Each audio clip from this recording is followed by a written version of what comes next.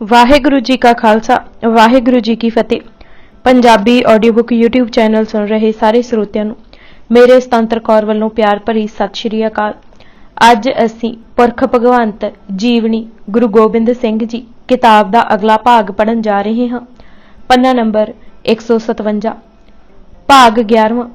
ਪੰਥ ਸਜਾਇਓ ਖਾਲਸਾ ਧਰ ਤੇਜ ਕਰਾਰਾ। ਦਸਮ ਪਿਤਾ ਇਹ ਦੇਖ ਰਹੇ ਸਨ ਕਿ ਸਿੱਖਾਂ ਵਿੱਚ ਰਹਿਤ ਮਰਿਆਦਾ ਠੀਕ ਪ੍ਰਚਲਿਤ ਹੋ ਗਈ ਹੈ ਅਤੇ ਸਿੱਖ ਰਹਿਤ ਦਾ ਪ੍ਰਚਾਰ ਕਰ ਰਹੇ ਹਨ, ਪਰ ਐਸਾ ਰੂਪ ਮਿਥਨ ਦੀ ਲੋੜ ਹੈ ਜਿਸ ਵਿੱਚ ਕੋਈ ਉਕਾਈ ਨਾ ਹੋਵੇ। 23 ਸਾਲ ਤੋਂ ਦਸ਼ਮੇਸ਼ ਜੀ ਆਪ ਅਤੇ ਪਿਛਲੇ 230 ਸਾਲਾਂ ਤੋਂ ਗੁਰੂ ਸਾਹਿਬਾਨ ਕੌਮ ਉਸਾਰੀ ਦੇ ਹੀ ਕੰਮਾਂ ਨੂੰ ਲੱਗੇ ਹੋਏ ਸਨ। ਸਾਰੀ ਕੌਮ ਸ਼ਸਤਰਬੱਧ ਅਤੇ ਸਕੇਸ਼ ਹੋ ਗਈ ਸੀ। ਮਹਾਰਾਜ ਦੇ ਭੇਜੇ ਹੁਕਮਨਾਮੇ ਇਸ ਪਾਸੇ ਦਾ ਪ੍ਰਗਟਾਵਾ ਕਰਦੇ ਹਨ। ਗੁਰੂ ਜੀ ਦੀ ਕੋਸ਼ਿਸ਼ ਸੀ ਕਿ ਪਹਾੜੀ ਰਾਜੇ ਜਿੱਦ ਹੱਠ ਛੱਡ ਕੇ ਸਾਂਝੀ ਜਥੇਬੰਦੀ ਵਿੱਚ ਪਰੋਏ ਜਾਣ। ਉਹ ਗੁਰੂ ਜੀ ਦੀ ਸ਼ਕਤੀ ਦਾ ਚਮਤਕਾਰ ਭੰਗਾਣੀ ਦੇ ਯੁੱਧ ਅਤੇ ਪਿੱਛੋਂ ਵੀ ਕਈ ਵਾਰ ਦੇਖ ਚੁੱਕੇ ਸਨ। ਉਹਨਾਂ ਵਿੱਚ ਕਈ ਚਾਹੁੰਦੇ ਵੀ ਸਨ ਕਿ ਗੁਰੂ ਜੀ ਦੀ ਜਥੇਬੰਦੀ ਦੇ ਅੰਗ ਬਣ ਜਾਣ, ਪਰ ਬ੍ਰਾਹਮਣਾਂ ਦੀ ਨਿੱਤ ਚੁੱਕ ਉਹਨਾਂ ਨੂੰ ਕੋਈ ਫੈਸਲਾ ਕਰਨ ਤੋਂ ਰੋਕਦੀ ਸੀ। ਰਵਾਲਸਰ ਗੁਰੂ ਜੀ ਆਪੂ ਜਾ ਕੇ ਇਸ ਲਈ ਉਪਰਾਲਾ ਕਰ ਆਏ ਸਨ, ਪਰ ਰਾਜਿਆਂ ਦੀ ਕੌਮੀ ਹੈਂਕੜ ਕੁਝ ਕਰਨ ਨਹੀਂ ਸੀ ਦਿੰਦੀ। ਛੁਪ ਕੇ ਹਮਲਾ ਹੋਣ ਉਪਰੰਤ ਗੁਰੂ ਜੀ ਨੇ ਨਿਰਣਾ ਲੈ ਲਿਆ ਕਿ ਇਹਨਾਂ ਪਹਾੜੀ ਰਾਜਿਆਂ ਬਗੈਰ ਹੀ ਪੰਥ ਦੀ ਸਾਜਨਾ ਕੀਤੀ ਜਾਏ। ਸ਼ਾਇਦ ਇੱਕੋ ਸਿੱਖ ਧਰਮ ਹੈ ਜਿਸ ਨੂੰ ਕਦੇ ਕਿਸੇ ਰਾਜ ਸ਼ਕਤੀ ਵੱਲੋਂ ਸਹਾਇਤਾ ਨਹੀਂ ਮਿਲੀ। ਇਹਨਾਂ ਵਿੱਚੋਂ ਹੀ ਸਗੋਂ ਸ਼ਾਹ ਰਾਜੇ ਉਪਜਾਏ।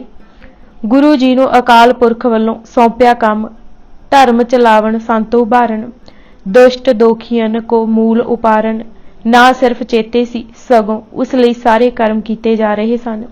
ਉਹਨਾਂ ਚੰਗੀ ਤਰ੍ਹਾਂ ਜਾਣ ਲਿਆ ਕਿ ਸਿੱਖ ਧਰਮ ਨੂੰ ਆਖਰੀ ਸ਼ਕਲ ਦੇਣ ਦਾ ਹੁਣ ਮੌਕਾ ਆ ਗਿਆ ਹੈ।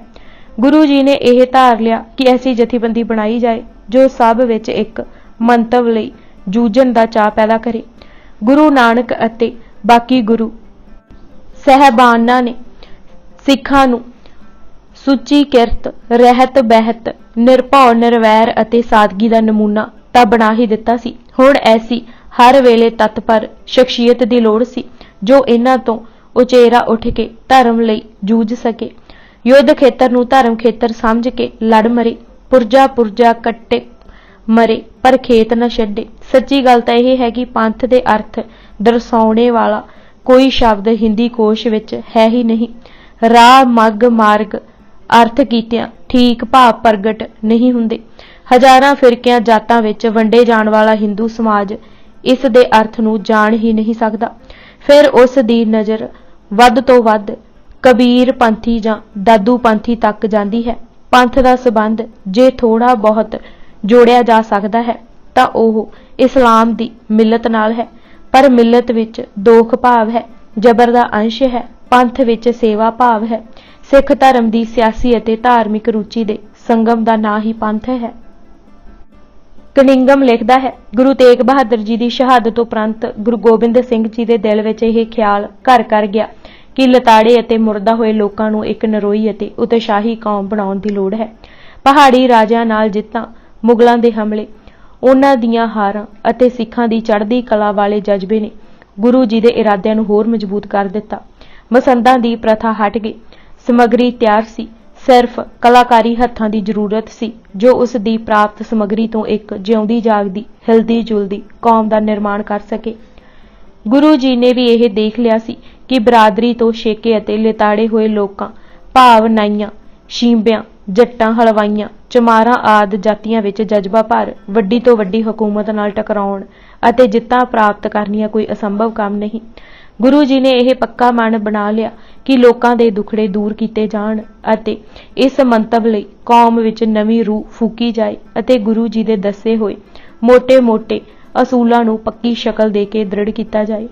ਇਸ ਸਬੰਧ ਵਿੱਚ ਕਨਿੰਗਮ ਫਿਰ ਕਹਿੰਦਾ ਹੈ ਕਿ ਇਹ ਮਹਾਨ ਕੰਮ ਗੁਰੂ ਨਾਨਕ ਦੇਵ ਜੀ ਦਾ ਹੀ ਸੀ, ਜਿਨ੍ਹਾਂ ਨੇ ਸੁਧਾਰ ਦੇ ਸੱਚੇ ਸੁੱਚੇ ਅਸੂਲ ਲੱਭੇ, ਵਰਤੇ ਅਤੇ ਚੌੜੀਆਂ ਬੁਨਿਆਦਾਂ ਰੱਖੀਆਂ, ਜਿਨ੍ਹਾਂ ਸਦਕਾ ਗੁਰੂ ਗੋਬਿੰਦ ਸਿੰਘ ਜੀ ਨੇ ਹਮਵਤਨਾਂ ਦਿਆਂ ਦਿਲਾਂ ਵਿੱਚ ਇੱਕ ਨਵੀਂ ਕੌਮੀਅਤ ਦਾ ਭਾਂਬੜ ਮਚਾ ਦਿੱਤਾ ਅਤੇ ਅਮਲੀ ਤੌਰ ਤੇ ਇਸ ਧਾਰਮਿਕ ਜਥੇ ਨੂੰ ਸਮਾਜਿਕ ਅਤੇ ਰਾਜਨੀਤਿਕ ਸ਼ਕਲ ਦਿੱਤੀ ਕਿ ਨਸਲਾਂ ਅਤੇ ਧਰਮ, ਧਾਰਮਿਕ ਆਸ਼ਾਵਾਂ ਅਤੇ ਸਿਆਸੀ ਸਮਾਜਿਕ ਹੱਕਾਂ ਦੇ ਸੰਬੰਧ ਵਿੱਚ ਗਰੀਬ ਅਤੇ ਨੀਵੇਂ ਤੋਂ ਨੀਵਾਂ, ਅਮੀਰ ਤੋਂ ਅਮੀਰ ਅਤੇ ਉੱਚੇ ਤੋਂ ਉੱਚੇ ਦੇ ਬਰਾਬਰ ਹੈ।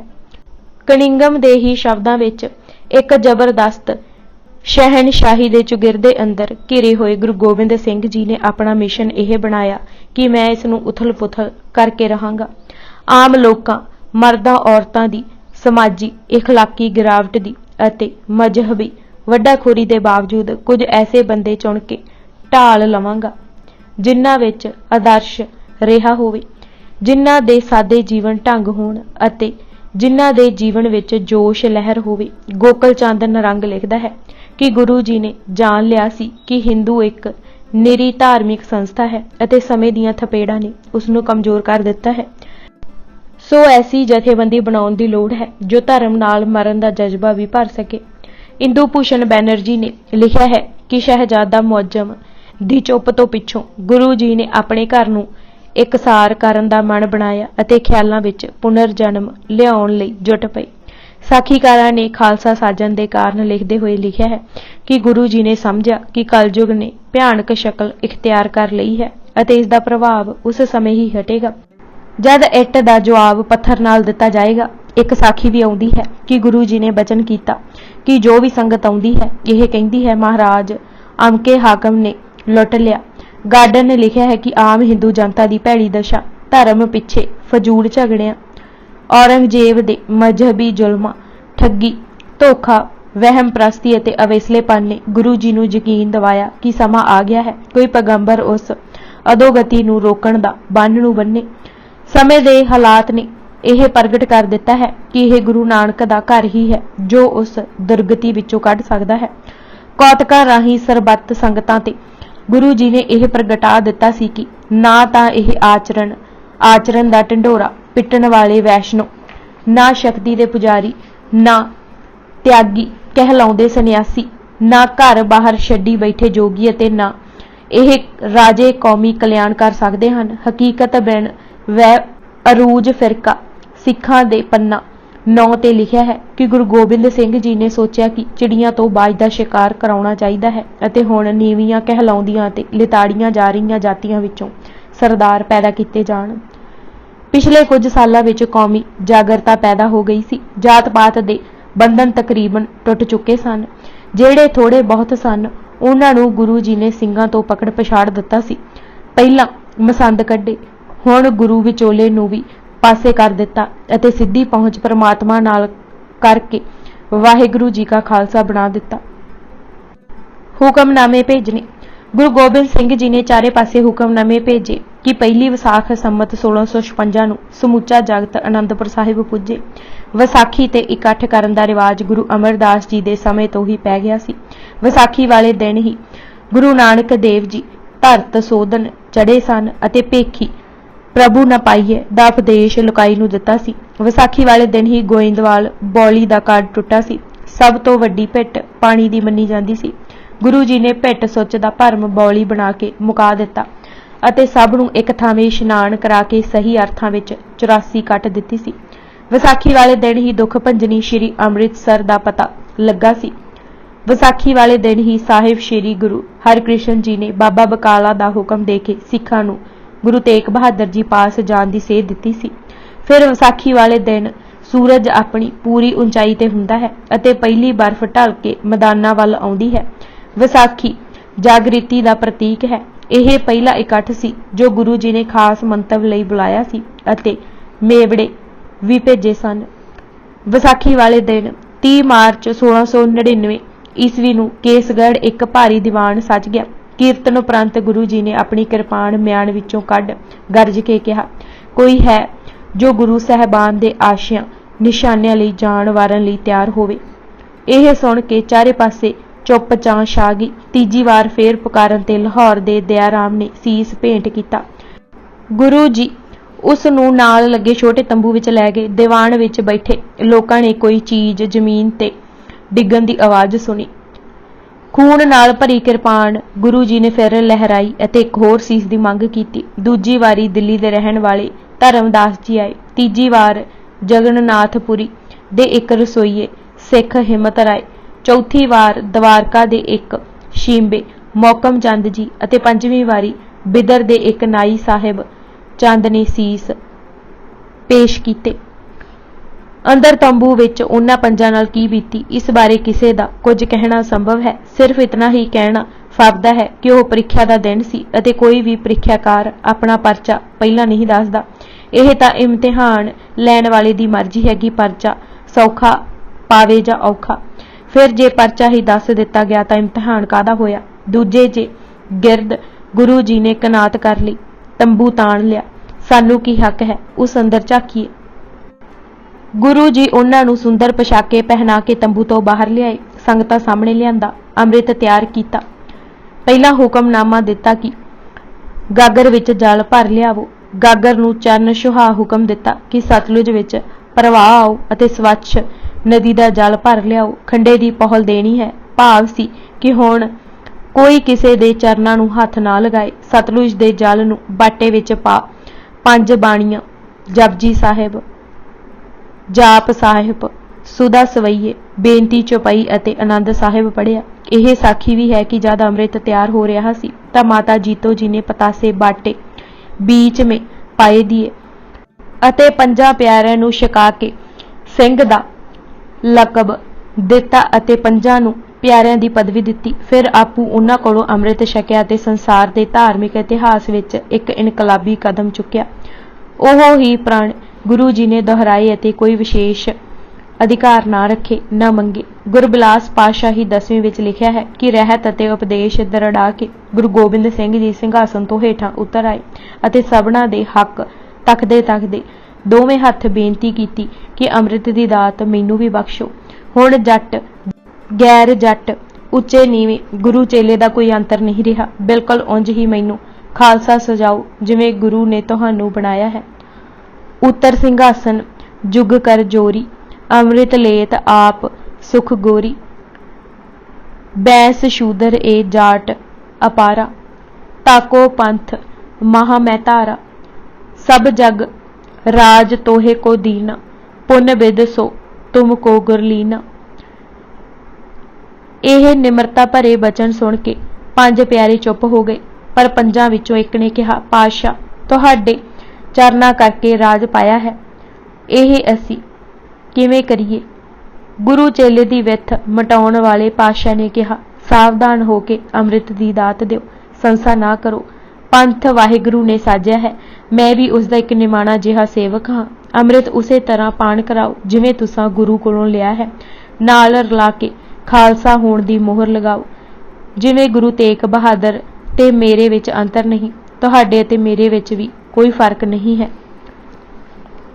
ਅੰਮ੍ਰਿਤ ਛਕਾਉਣ ਰਹਿਤ ਦੱਸਣ ਉਪਰੰਤ 5 ਪਿਆਰਿਆਂ ਕਿਹਾ, ਤੁਹਾਡੇ ਲਈ ਇਹ ਵੀ ਰਹਿਤ ਹੈ ਕਿ ਸਿੱਖਾਂ ਦੇ ਅੰਗ ਸੰਗ ਰਹਿਣਾ ਅਤੇ ਜਦ ਕਦੇ ਭੀੜ ਬਣੇ ਪੰਥ ਕੋ ਤਾਂ ਆਪ ਖੰਡਾ ਉਠਾ ਕੇ ਸਹਾਇਤਾ ਕਰਨੀ। ਇਸੇ ਕਰਮ ਨੂੰ ਦੇਖ ਕੇ ਭਾਈ ਗੁਰਦਾਸ ਜੀ ਦੂਜੇ ਨੇ ਵਾਰ ਲਿਖੀ ਸੀ, ਜਿਸ ਦੀ ਮੁੱਖ ਧੁਨੀ ਸੀ, ਵਾਹ ਵਾਹ ਗੁਰੂ ਗੋਬਿੰਦ ਸਿੰਘ ਆਪੇ ਗੁਰਚੇਲਾ। ਸੂਰਜ ਪ੍ਰਕਾਸ਼ ਦੇ ਕਰਤਾ ਭਾਈ ਸੰਤੋਖ ਸਿੰਘ ਜੀ ਨੇ ਰੁੱਤ 3 ਦੀ ਅੰਸ਼ੂ 19ਵੀਂ ਵਿੱਚ ਲਿਖਿਆ ਹੈ ਕਿ ਜਦ ਕਲਗੀਧਰ ਅੰਮ੍ਰਿਤ ਦੇ ਛੱਟੇ ਨੈਣਾ ਅਤੇ ਕੇਸਾਂ ਵਿੱਚ ਮਾਰ ਚੁੱਕੇ ਤਾਂ ਮਹਾਰਾਜ ਨੇ ਪਹਿਲਾਂ ਉਹਨਾਂ ਕੋਲੋਂ ਨਾ ਪੁੱਛੇ ਅਤੇ ਉਹਨਾਂ ਨੇ ਕਿਹਾ, ਲਵਪੁਰ ਜਨਮ ਬਸਨ ਕੋ ਧਾਮੂ, ਦਇਆ ਸਿੰਘ ਗੁਰੂ ਬਖਸ਼ਿਓ ਨਾਮੂ। ਦੂਸਰ ਕਹਿਓ ਹਸਤਨਾਪੁਰ ਕੋ, ਨਾਮ ਧਰਮ ਸਿੰਘ ਮੈਂ ਸਿੱਖ ਗੁਰ ਕੋ। ਤ੍ਰਿਤੀਏ ਭੰਨਤ ਭਇਓ ਪ੍ਰਭ ਪਾਸੀ, ਪੁਰੀ ਦਵਾਰਕਾ ਹੈ ਮਮ ਵਾਸੀ, ਮੋਹਕਮ ਸਿੰਘ ਨਾਮ ਹੈ ਮੋਰਾ। ਚਤੁਰਥ ਸਿੱਖ ਬੋਲਿਓ ਕਰ ਜੋਰਾ, ਬਿਦਰਪੁਰੀ ਵਾਸੀ ਪਹਿਚਾਨੋ, ਸਾਹਿਬ ਸਿੰਘ ਨਾਮ ਮਮ ਜਾਨੋ। ਪੰਚਮ ਕਹਿ ਵਾਸੀ ਜਗਨਨਾਥ, ਹਿੰਮਤ ਸਿੰਘ ਨਾਮ ਹੈ ਨਾਥ।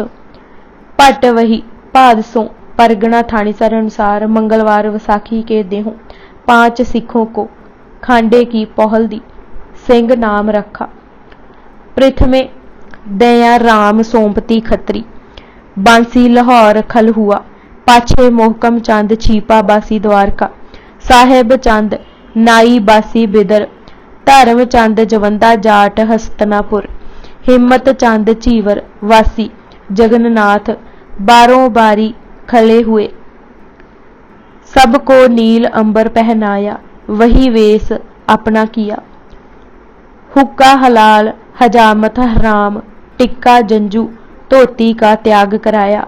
मीने धर्म मल्लिए राम राइये, सिर गुम्मे मसंदा की वर्तन बंद की।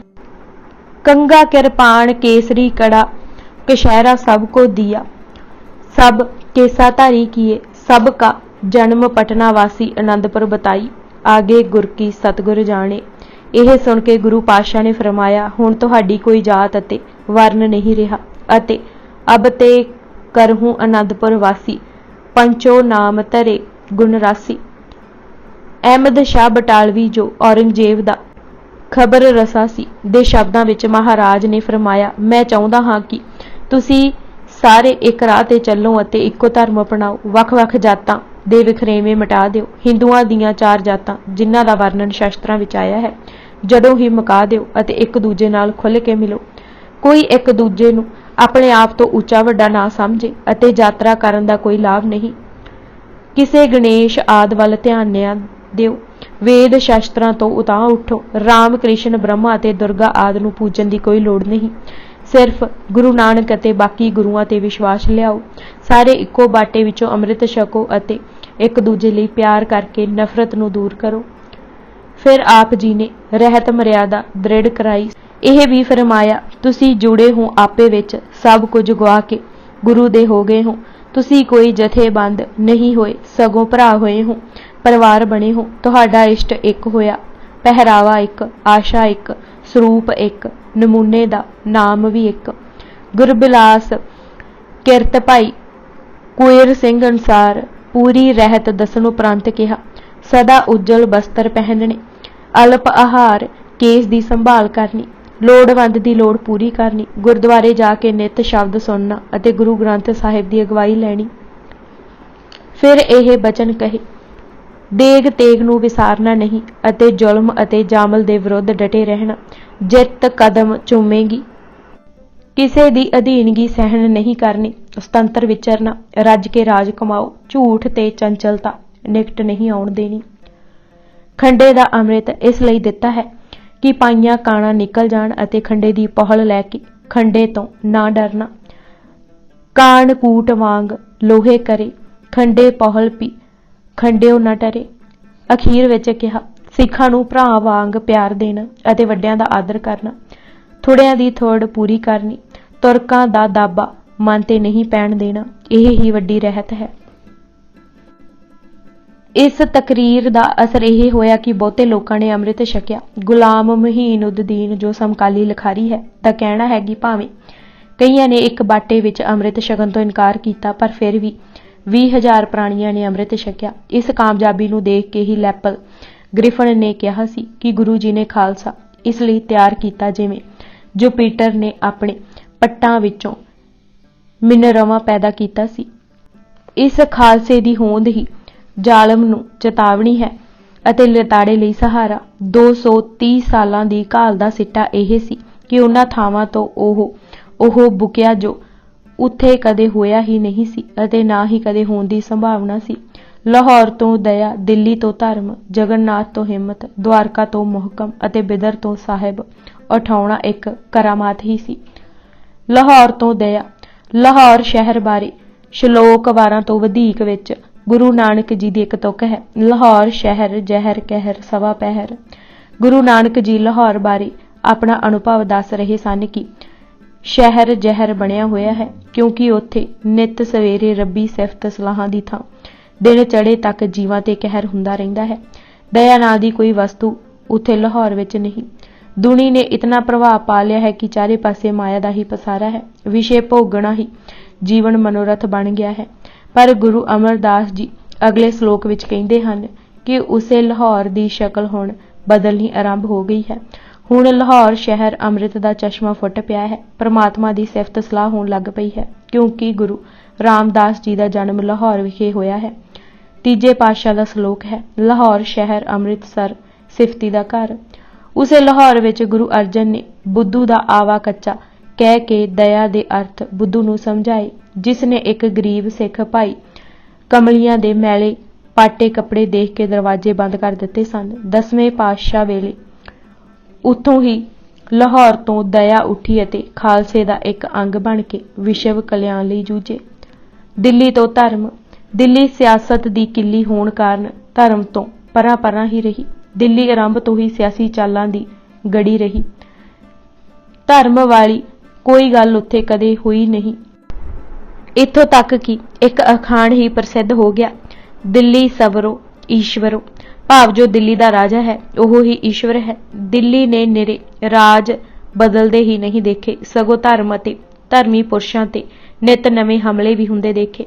ਸਿਕੰਦਰ ਲੋਧੀ ਨੇ ਇੱਕ ਪੰਡਿਤ ਬੋਧਨ ਦਾ ਸਿਰ ਧੜ ਨਾਲੋਂ ਸਿਰਫ ਇਸ ਕਾਰਨ ਜੁਦਾ ਕਰ ਦਿੱਤਾ ਸੀ ਕਿਉਂਕਿ ਇੱਕ ਪੁੱਛ ਦੇ ਉੱਤਰ ਵਿੱਚ ਉਸ ਕਿਹਾ ਸੀ ਕਿ ਹਿੰਦੂ ਵੀ ਚੰਗਾ ਹੈ ਅਤੇ ਮੁਸਲਮਾਨ ਵੀ।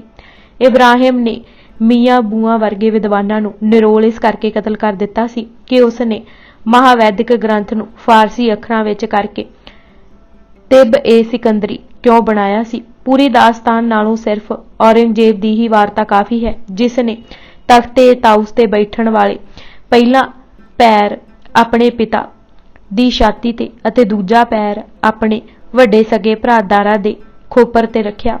ਅਨੇਕਾਂ ਨਜ਼ਦੀਕੀ ਰਿਸ਼ਤੇਦਾਰਾਂ ਦੀਆਂ ਹੱਡੀਆਂ ਵਿਛਾ ਕੇ ਉਸਨੇ ਤਖਤ ਦਾ ਰਾਹ ਇਕਸਾਰ ਕੀਤਾ ਸੀ, ਇੱਥੋਂ ਤੱਕ ਕਿ ਸਰਮਦ ਵਰਗੇ ਧਰਮੀਆਂ ਨੂੰ ਕਤਲ ਕਰਨ ਤੋਂ ਵੀ ਸੰਕੋਚ ਨਾ ਕੀਤਾ। ਮੌਲਾਨਾ ਅਬੁਲ ਕਲਾਮ ਆਜ਼ਾਦ ਨੇ ਠੀਕ ਲਿਖਿਆ ਹੈ ਕਿ ਔਰੰਗਜ਼ੇਬ ਦੇ ਹਰ ਕਰਮ ਦਾ ਖੁਦਾ ਦੇ ਦਰਬਾਰ ਜਵਾਬ ਦਿੱਤਾ ਜਾ ਸਕਦਾ ਹੈ, ਪਰ ਇਸ ਦਾ ਉੱਤਰ ਕਿਸੇ ਪਾਸ ਨਹੀਂ ਹੋਣ ਲੱਗਾ ਕਿ ਉਸਨੇ ਸਰਮਦ ਨੂੰ ਕਿਉਂ ਕਤਲ ਕੀਤਾ। ਸਰਮਦ ਦਾ ਨਿਰੋਲ ਕਸੂਰ ਇਹ ਸੀ ਕਿ ਜਦ ਇਮਾਮ ਨਮਾਜ਼ ਪੜ੍ਹ ਰਿਹਾ ਸੀ ਤਾਂ ਉਹ ਵਿੱਚੋਂ ਹੀ ਛੱਡ ਕੇ ਤੁਰ ਪਏ। ਉਹ ਪਕੜ ਕੇ ਪੇਸ਼ ਕੀਤੇ ਗਏ ਤਾਂ ਪੁੱਛਿਆ ਕਿ ਉਹਨਾਂ ਨਮਾਜ਼ ਕਿਉਂ ਨਹੀਂ ਪੜ੍ਹੀ, ਤਾਂ ਉਹਨਾਂ ਬੇਬਾਕੀ ਨਾਲ ਕਿਹਾ ਕਿ ਇਮਾਮ ਸਾਹਿਬ, ਤੁਹਾਡਾ ਖਿਆਲ ਸੀ ਕਿ ਜੁਮੇ ਦੀ ਨਮਾਜ਼ ਵੇਲੇ ਬਾਦਸ਼ਾਹ ਆਪੂ ਆਇਆ ਹੈ, ਉਹ ਇਨਾਮ ਦੇਵੇਗਾ। ਜਿੱਥੇ ਇਮਾਮ ਦਾ ਮਨ ਡੋਲ ਗਿਆ ਹੋਵੇ ਉੱਥੇ ਨਮਾਜ਼ ਪੜ੍ਹਨ ਦਾ ਕੀ ਫਾਇਦਾ। ਇਮਾਮ ਨੇ ਅੱਗੋਂ ਹੁਜਤ ਕਰਦੇ ਹੋਏ ਕਿਹਾ ਕਿ ਤੂੰ ਕਲਮੇ ਦੇ ਲਾ ਇਲ ਇਲਾ ਤੋਂ ਅੱਗੋਂ ਮੁਹੰਮਦ ਰਸੂਲ ਅੱਲਾ ਕਿਉਂ ਨਹੀਂ ਪੜ੍ਹਦਾ। ਤਾਂ ਸਰਮਦ ਨੇ ਉਸੇ ਬੇਬਾਕੀ ਨਾਲ ਕਿਹਾ ਸੀ, ਕਮਬਖਤਾ ਮੈਂ ਮੁਹੰਮਦ ਤੋਂ ਅੱਗੇ ਲੰਘ ਗਿਆ ਹਾਂ, ਤੂੰ ਮੈਨੂੰ ਉੱਥੇ ਹੀ ਅਟਕਾਉਣਾ ਚਾਹੁੰਦਾ ਹੈ। ਮੈਂ ਨਫੀ ਦੇ ਦਰਜੇ ਵਿੱਚ ਮਗਨ ਹਾਂ, ਮਸਬਦ ਤੇ ਅਜੇ ਨਹੀਂ ਪੁੱਜਿਆ। ਉਸ ਦੇ ਕਤਲ ਦਾ ਫਤਵਾ ਚਾੜ ਦਿੱਤਾ ਗਿਆ, ਪਰ ਕਦੇ ਧਰਮੀ ਵੀ ਝੁਕੇ ਹਨ ਸ਼ਾਹਾਂ ਅੱਗੇ। ਗੁਰੂ ਤੇਗ ਬਹਾਦਰ ਸਾਹਿਬ ਵੀ ਧਰਮ ਹੇਤ ਦਿੱਲੀ ਪਠਾਏ, ਧਰਮ ਹੇਤ ਹੀ ਸਾਕਾ ਕੀਤਾ ਅਤੇ ਸੀਸ ਦਿਆ ਪਰ ਸਿਰ ਨ ਦਿਆ। ਕਲਗੀ ਵਾਲੇ ਦੀ ਆਵਾਜ਼ ਤੇ ਉਸੇ ਦਿੱਲੀ ਤੋਂ ਹੁਣ ਧਰਮ ਉੱਠਿਆ ਜੋ ਖਾਲਸੇ ਦਾ ਅਟੁੱਟ ਅੰਗ ਬਣਿਆ ਅਤੇ ਗੁਰੂ ਦਾ ਪਿਆਰਾ। ਜਗਨਨਾਥ ਤੋਂ ਹਿੰਮਤ। ਸਕੰਦ ਪੁਰਾਣ ਵਿੱਚ ਜਗਨਨਾਥ ਸੰਬੰਧੀ ਇੱਕ ਕਥਾ ਪ੍ਰਚਲਿਤ ਹੈ ਕਿ ਕ੍ਰਿਸ਼ਨ ਜੀ ਨੂੰ ਸ਼ਿਕਾਰੀ ਜਰ ਨੇ ਮਾਰ ਦਿੱਤਾ ਅਤੇ ਉਹਨਾਂ ਦਾ ਮ੍ਰਿਤਕ ਸਰੀਰ ਹੇਠਾਂ ਪਿਆ ਹੀ ਸੜ ਗਿਆ। ਕੁਝ ਸਮੇਂ ਬਾਅਦ ਕਿਸੇ ਕ੍ਰਿਸ਼ਨ ਭਗਤ ਨੇ ਅਸਥੀਆਂ ਨੂੰ ਸੰਦੂਕ ਵਿੱਚ ਪਾ ਉੱਥੇ ਹੀ ਦਬਾ ਦਿੱਤਾ। ਉੜੀਸਾ ਦੇ ਰਾਜੇ ਇੰਦਰ ਦਮਨ ਨੂੰ ਸੁਪਨੇ ਵਿੱਚ ਵਿਸ਼ਨੂੰ ਵੱਲੋਂ ਆਗਿਆ ਹੋਈ ਕਿ ਕ੍ਰਿਸ਼ਨ ਦੀਆਂ ਸੰਦੂਕ ਵਿੱਚ ਬੰਦ ਅਸਥੀਆਂ ਨੂੰ ਜਗਨਨਾਥ ਦਾ ਬੁੱਤ ਬਣਾ ਕੇ ਉਸ ਵਿੱਚ ਟਿਕਾ ਕੇ ਸਥਾਪਨ ਕਰ ਦੇਵੋ। ਇੰਦਰ ਦਮਨ ਦੀ ਪ੍ਰਾਰਥਨਾ ਮੰਨ ਕੇ ਵਿਸ਼ਵਾਕਰਮ ਨੇ ਜਗਨਨਾਥ ਦਾ ਬੁੱਤ ਘੜਨਾ ਸ਼ੁਰੂ ਕਰ ਦਿੱਤਾ, ਪਰ ਇਹ ਸ਼ਰਤ ਕਰ ਲਈ ਕਿ ਜੇ ਕੋਈ ਜਗਨਨਾਥ ਦੀ ਮੂਰਤੀ ਨੂੰ ਮੁਕੰਮਲ ਹੋਣ ਤੋਂ ਪਹਿਲਾਂ ਦੇਖੇਗਾ ਤਾਂ ਉਹ ਕੰਮ ਉੱਥੇ ਹੀ ਬੰਦ ਕਰ ਚਲਾ ਜਾਏਗਾ। 15 ਦਿਨ ਮਗਰੋਂ ਰਾਜਾ ਬੇਸਬਰਾ ਹੋ ਗਿਆ ਅਤੇ ਵਿਸ਼ਵਕਰਮਾ ਪੁੱਜ ਗਿਆ। ਵਿਸ਼ਵਕਰਮਾ ਨੇ ਗੁੱਸੇ ਵਿੱਚ ਕੰਮ ਛੱਡ ਦਿੱਤਾ ਤੇ ਜਗਨਨਾਥ ਦਾ ਬੁੱਤ ਬਿਨਾਂ ਹੱਥਾਂ ਪੈਰਾਂ ਦੇ ਰਹਿ ਗਿਆ। ਉਹ ਬੁੱਤ ਹੁਣ ਉਸੇ ਤਰ੍ਹਾਂ ਸਥਾਪਨ ਹੈ, ਜਗਨਨਾਥ ਹੈ ਪਰ ਉਸ ਦੇ ਹੱਥ ਪੈਰ ਕੋਈ ਨਹੀਂ। ਜਦ ਹਿੰਮਤ ਨਹੀਂ ਹੈ, ਰੱਖਿਆ ਕੌਣ ਕਰੇਗਾ। ਜਗਤ ਦੀ ਰੱਖਿਆ ਲਈ ਵੱਡੀ ਲੋੜ ਹਿੰਮਤ ਦੀ ਹੈ, ਜਿਸ ਦੀ ਘਾਟ ਨੇ ਹਿੰਦੁਸਤਾਨ ਨੂੰ ਸਦੀਆਂ ਤੱਕ ਗੁਲਾਮ ਬਣਾਈ ਰੱਖਿਆ। ਉਸੇ ਸਥਾਨ ਤੋਂ ਕਲਗੀਆਂ ਵਾਲੇ ਨੇ ਹਿੰਮਤ ਪੈਦਾ ਕੀਤੀ ਜਿੱਥੇ ਇਸ ਦਾ ਅਭਾਵ ਸੀ। ਉਹ ਹੀ ਹਿੰਮਤ ਖਾਲਸੇ ਦੀਆਂ ਰਗਾਂ ਵਿੱਚ ਸਮਾ ਦਿੱਤੀ। ਹਿੰਮਤ ਬਗੈਰ ਖਾਲਸਾ ਅਧੂਰਾ ਹੈ। ਦਵਾਰਕਾ ਤੋਂ ਮੁਕਮ। ਦਵਾਰਕਾ ਕਾਠੀਆਵਾੜ ਗੁਜਰਾਤ ਸਮੁੰਦਰ ਦੇ ਕਿਨਾਰੇ ਇੱਕ ਪੁਰੀ ਹੈ ਜਿਸ ਦੀ ਗਿਣਤੀ ਹਿੰਦੂਆਂ ਦੀਆਂ 7 ਪੁਰੀਆਂ ਵਿੱਚ ਹੈ। ਇਹ ਚਿਰ ਤੱਕ ਯਾਦਵਾਂ ਦੀ ਰਾਜਧਾਨੀ ਰਹੀ ਹੈ। ਇੱਥੇ ਇੱਕ ਮੰਦਿਰ ਹੈ ਜਿਸ ਵਿੱਚ ਰਣਛੜ ਨਾਮ ਦੀ ਕ੍ਰਿਸ਼ਨ ਜੀ ਦੀ ਮੂਰਤੀ ਹੈ। ਜਿਸ ਕ੍ਰਿਸ਼ਨ ਜੀ ਨੇ ਗੀਤਾ ਉਪਦੇਸ਼ ਦੇ ਕੇ ਅਰਜਨ ਨੂੰ ਜੰਗ ਵਿੱਚ ਜੂਝਣ ਦਾ ਉਪਦੇਸ਼ ਦਿੱਤਾ, ਉਹ ਹੀ ਕ੍ਰਿਸ਼ਨ ਹੁਣ ਆਪੂ ਰਣ ਤਿਆਗ ਸਮੁੰਦਰ ਕਿਨਾਰੇ ਜਾ ਬੈਠਾ। ਕਰਮ ਜੋਗੀ ਕ੍ਰਿਸ਼ਨ ਰਣਛੋੜ ਬਣ ਗਿਆ। ਇਸ ਦਾ ਸਿੱਟਾ ਕਈ ਰਾਜੇ ਯੋਧੇ ਰਾਜਪੂਤ ਔਂਕੜ ਵੇਲੇ ਰਣ ਛੱਡ ਭੱਜ ਉੱਠਦੇ। ਉਸ ਨੱਠ ਜਾਣ ਨੂੰ ਕਮਜ਼ੋਰੀ ਨਹੀਂ ਨੀਤੀ ਕਹਿੰਦੇ। ਹਿੰਦੁਸਤਾਨ ਦੀ ਪੱਤ ਸਾਹਮਣੇ ਲੁਟੀਂਦੀ ਦੇਖਦੇ ਪਰ ਉਹਨਾਂ ਦੇ ਕੰਨਾਂ ਤੇ ਜੂੰ ਨਾ ਸਰਕਦੀ। ਕਲਗੀ ਵਾਲੇ ਨੇ ਅਤ ਹੀ ਰਣ ਮੇ ਤਬ ਜੂਝ ਮਰੋ ਦਾ ਆਦਰਸ਼ ਮਿਥਿਆ ਅਤੇ ਉਸੇ ਰਣ ਛੋੜ ਵਾਲੀ ਥਾਂ ਤੋਂ ਮੌਕਮ ਪੈਦਾ ਕੀਤਾ। ਦ੍ਰਿੜਤਾ ਅਤੇ ਸਿਰਰ ਤੋਂ ਬਿਨਾਂ ਖਾਲਸਾ ਸੰਪੂਰਨ ਨਹੀਂ ਹੈ। ਮੌਕਮ ਦੀ ਦਾਤ ਬਖਸ਼ ਇੱਕ ਕਰਾਮਾਤ ਕਰ ਵਿਖਾਈ। ਬਿਦਰ ਤੋਂ ਸਾਹਿਬ। ਬਿਦਰ ਬਾਰੇ ਇਹ ਲਿਖਿਆ ਹੈ ਕਿ ਰਾਜਾ ਵਚਿੱਤਰ ਵੀਰ ਦੀ ਦਾਸੀ ਸੁਦੇਸ਼ ਨਾਂ ਦੇ ਉਦਰ ਤੋਂ ਵਿਆਸ ਦਾ ਇਹ ਪੁੱਤਰ ਸੀ। ਦਾਸੀ ਪੁੱਤਰ ਹੋਣ ਕਾਰਨ ਕੌਰਵ ਇਸ ਦੀ ਸ਼ੁਭ ਸਿੱਖਿਆ ਵੀ ਨਹੀਂ ਮੰਨਦੇ ਸਨ। ਕ੍ਰਿਸ਼ਨ ਜੀ ਨੇ ਇਸ ਸਦਾਚਾਰੀ ਸੁਭਾਅ ਨਿਮਰਤਾ ਨੂੰ ਦੇਖ ਟਿਕਾਣਾ ਇਸ ਪਾਸ ਹੀ ਕੀਤਾ ਸੀ ਅਤੇ ਦੁਰਯੋਧਨ ਦੇ ਮਹਿਲਾਂ ਵਿੱਚ ਨਹੀਂ ਗਏ ਸਨ। ਇਹ ਇੱਕ ਬਹੁਤ ਭਾਰੀ ਕਰਮ ਸੀ। ਬਿਦਰ ਨੂੰ ਉਹਨਾਂ ਸਤਿਕਾਰ ਤਾਂ ਦਿੱਤਾ ਪਰ ਰਾਜ ਨਾ ਦਿਲਵਾ ਸਕੇ। ਉਸ ਨੂੰ ਦੂਰੇ ਦੂਰੇ ਹੀ ਸਭ ਕਹਿੰਦੇ ਰਹੇ। ਇਹ ਗੁਰੂ ਗੋਬਿੰਦ ਸਿੰਘ ਜੀ ਦੇ ਹੀ ਹਿੱਸੇ ਆਇਆ ਹੈ। ਜਿਨ ਕੀ ਜਾਤ ਬਰਨ ਕੁਲ ਮਾਹੀ ਸਰਦਾਰੀ ਨੇ ਭਈ ਕਦਾਹੀ।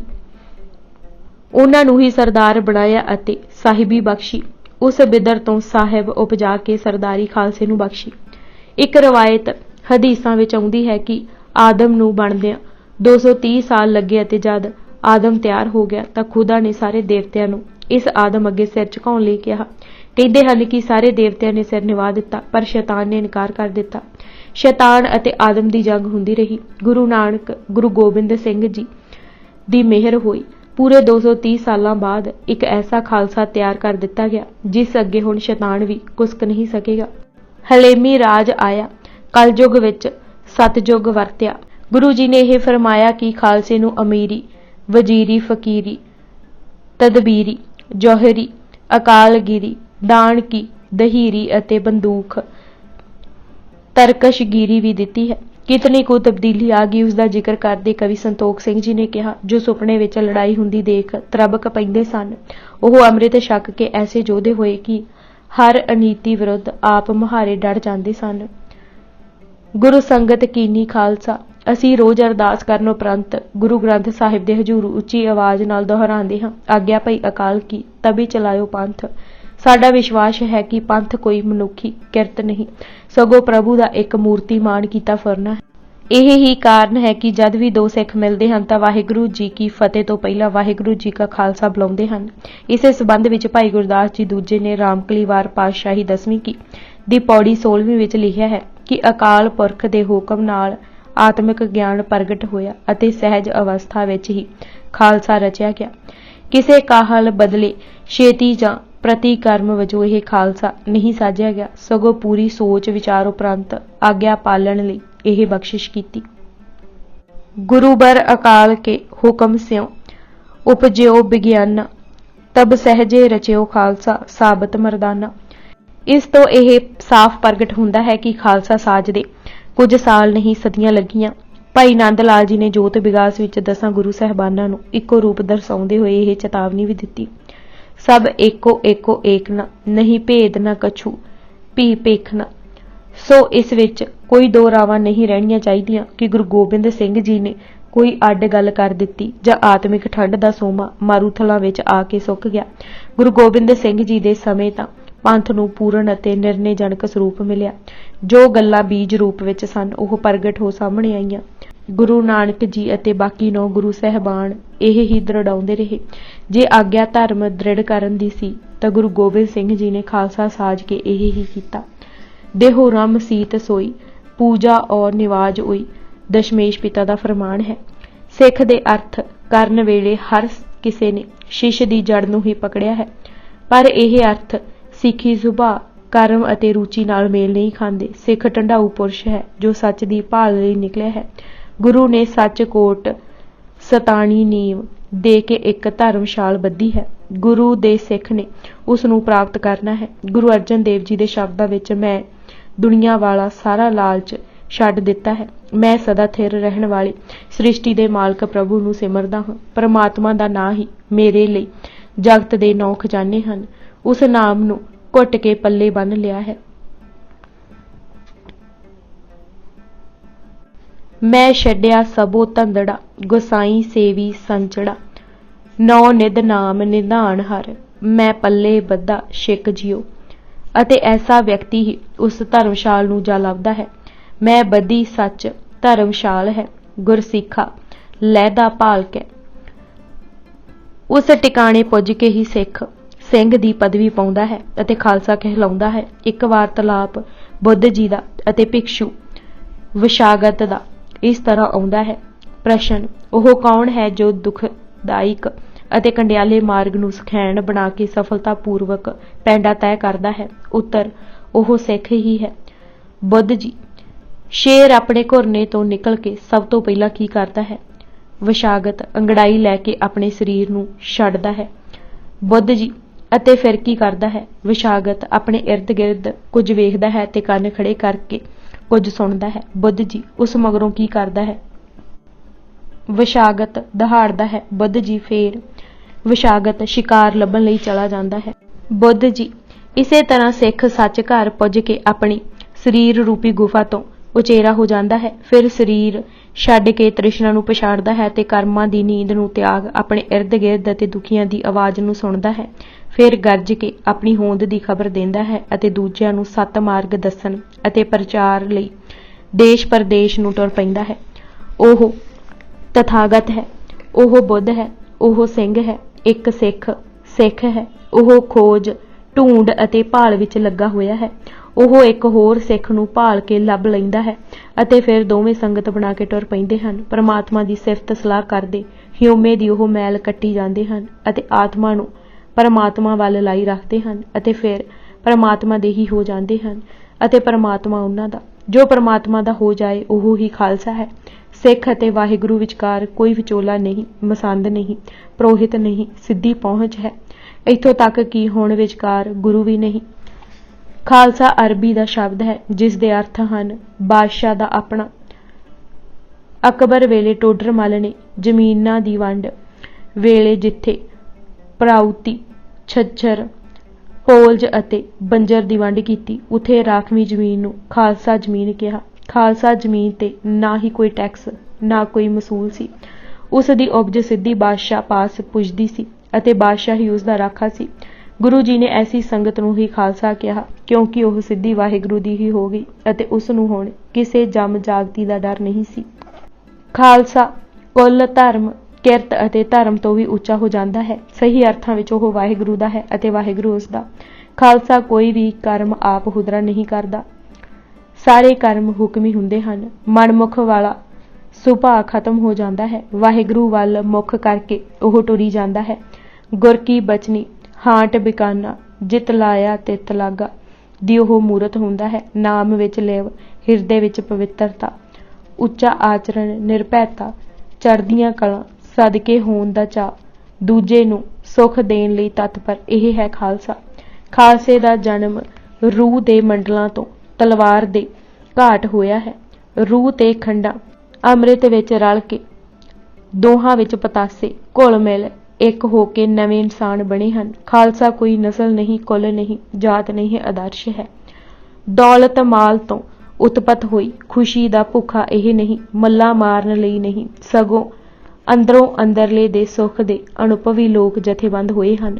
ਫਾਰਸੀ ਹਿੱਜਿਆਂ ਖਾ, ਅਲਫ, ਲਾਮ ਅਤੇ ਸਵਾਦ ਦਾ ਭਾਵ ਹੀ ਇਹ ਹੈ ਕਿ ਵਾਹਿਗੁਰੂ ਦੇ ਹਰ ਹੁਕਮ ਤੇ ਉਸ ਦਾ ਬਣਿਆ ਇਹ ਖਾਲਸਾ ਸਦਾ ਤਤਪਰ ਹੈ।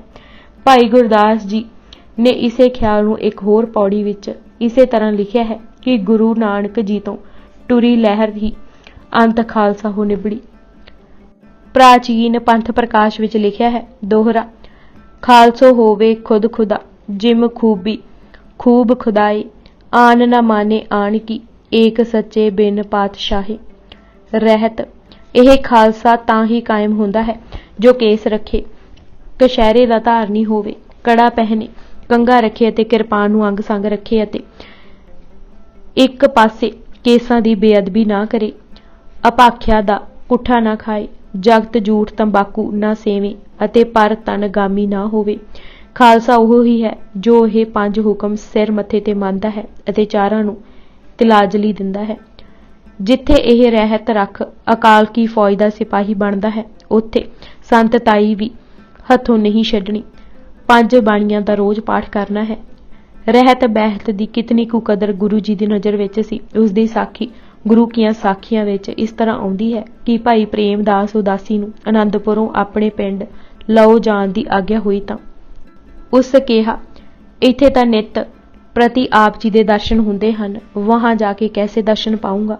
ਉਸ ਦੀ ਸ਼ਰਧਾ ਦੇਖ ਮਹਾਰਾਜ ਨੇ ਕਿਹਾ, ਤੁਸਾਂ ਸਵੇਰੇ ਰੋਜ਼ਾਨਾ ਕਿਸੇ ਰਹਿਤ ਬਹਿਤ ਵਾਲੇ ਸਿੱਖ ਦਾ ਦਰਸ਼ਨ ਪਏ ਕਰ ਲਿਆ ਕਰਨਾ, ਮੇਰਾ ਦਰਸ਼ਨ ਹੋਏਗਾ। ਅੱਗੋਂ ਭਾਈ ਪ੍ਰੇਮਦਾਸ ਬੋਲਿਆ, ਜੀ ਗਰੀਬ ਨਿਵਾਜ, ਜੇ ਕਿਸੇ ਸਿੱਖ ਦਾ ਦਰਸ਼ਨ ਨਾ ਹੋਏ ਤਾਂ ਉਹ ਦਿਵਸ ਮੇਰਾ ਅਸਫਲ ਗਿਆ। ਸਤਿਗੁਰਾਂ ਪ੍ਰੇਮਦਾਸ ਕੀ ਤਰਫ ਦੇਖਾ ਅਤੇ ਕਿਹਾ, ਭਾਈ ਸਿੱਖਾ, ਤੇਰਾ ਦਾੜਾ कैसा सुंदर है, जद त्यार बार त्यार हो सज्जे हाथ नाल अगे कर तकेगा, मेरा ही दीदार होगा।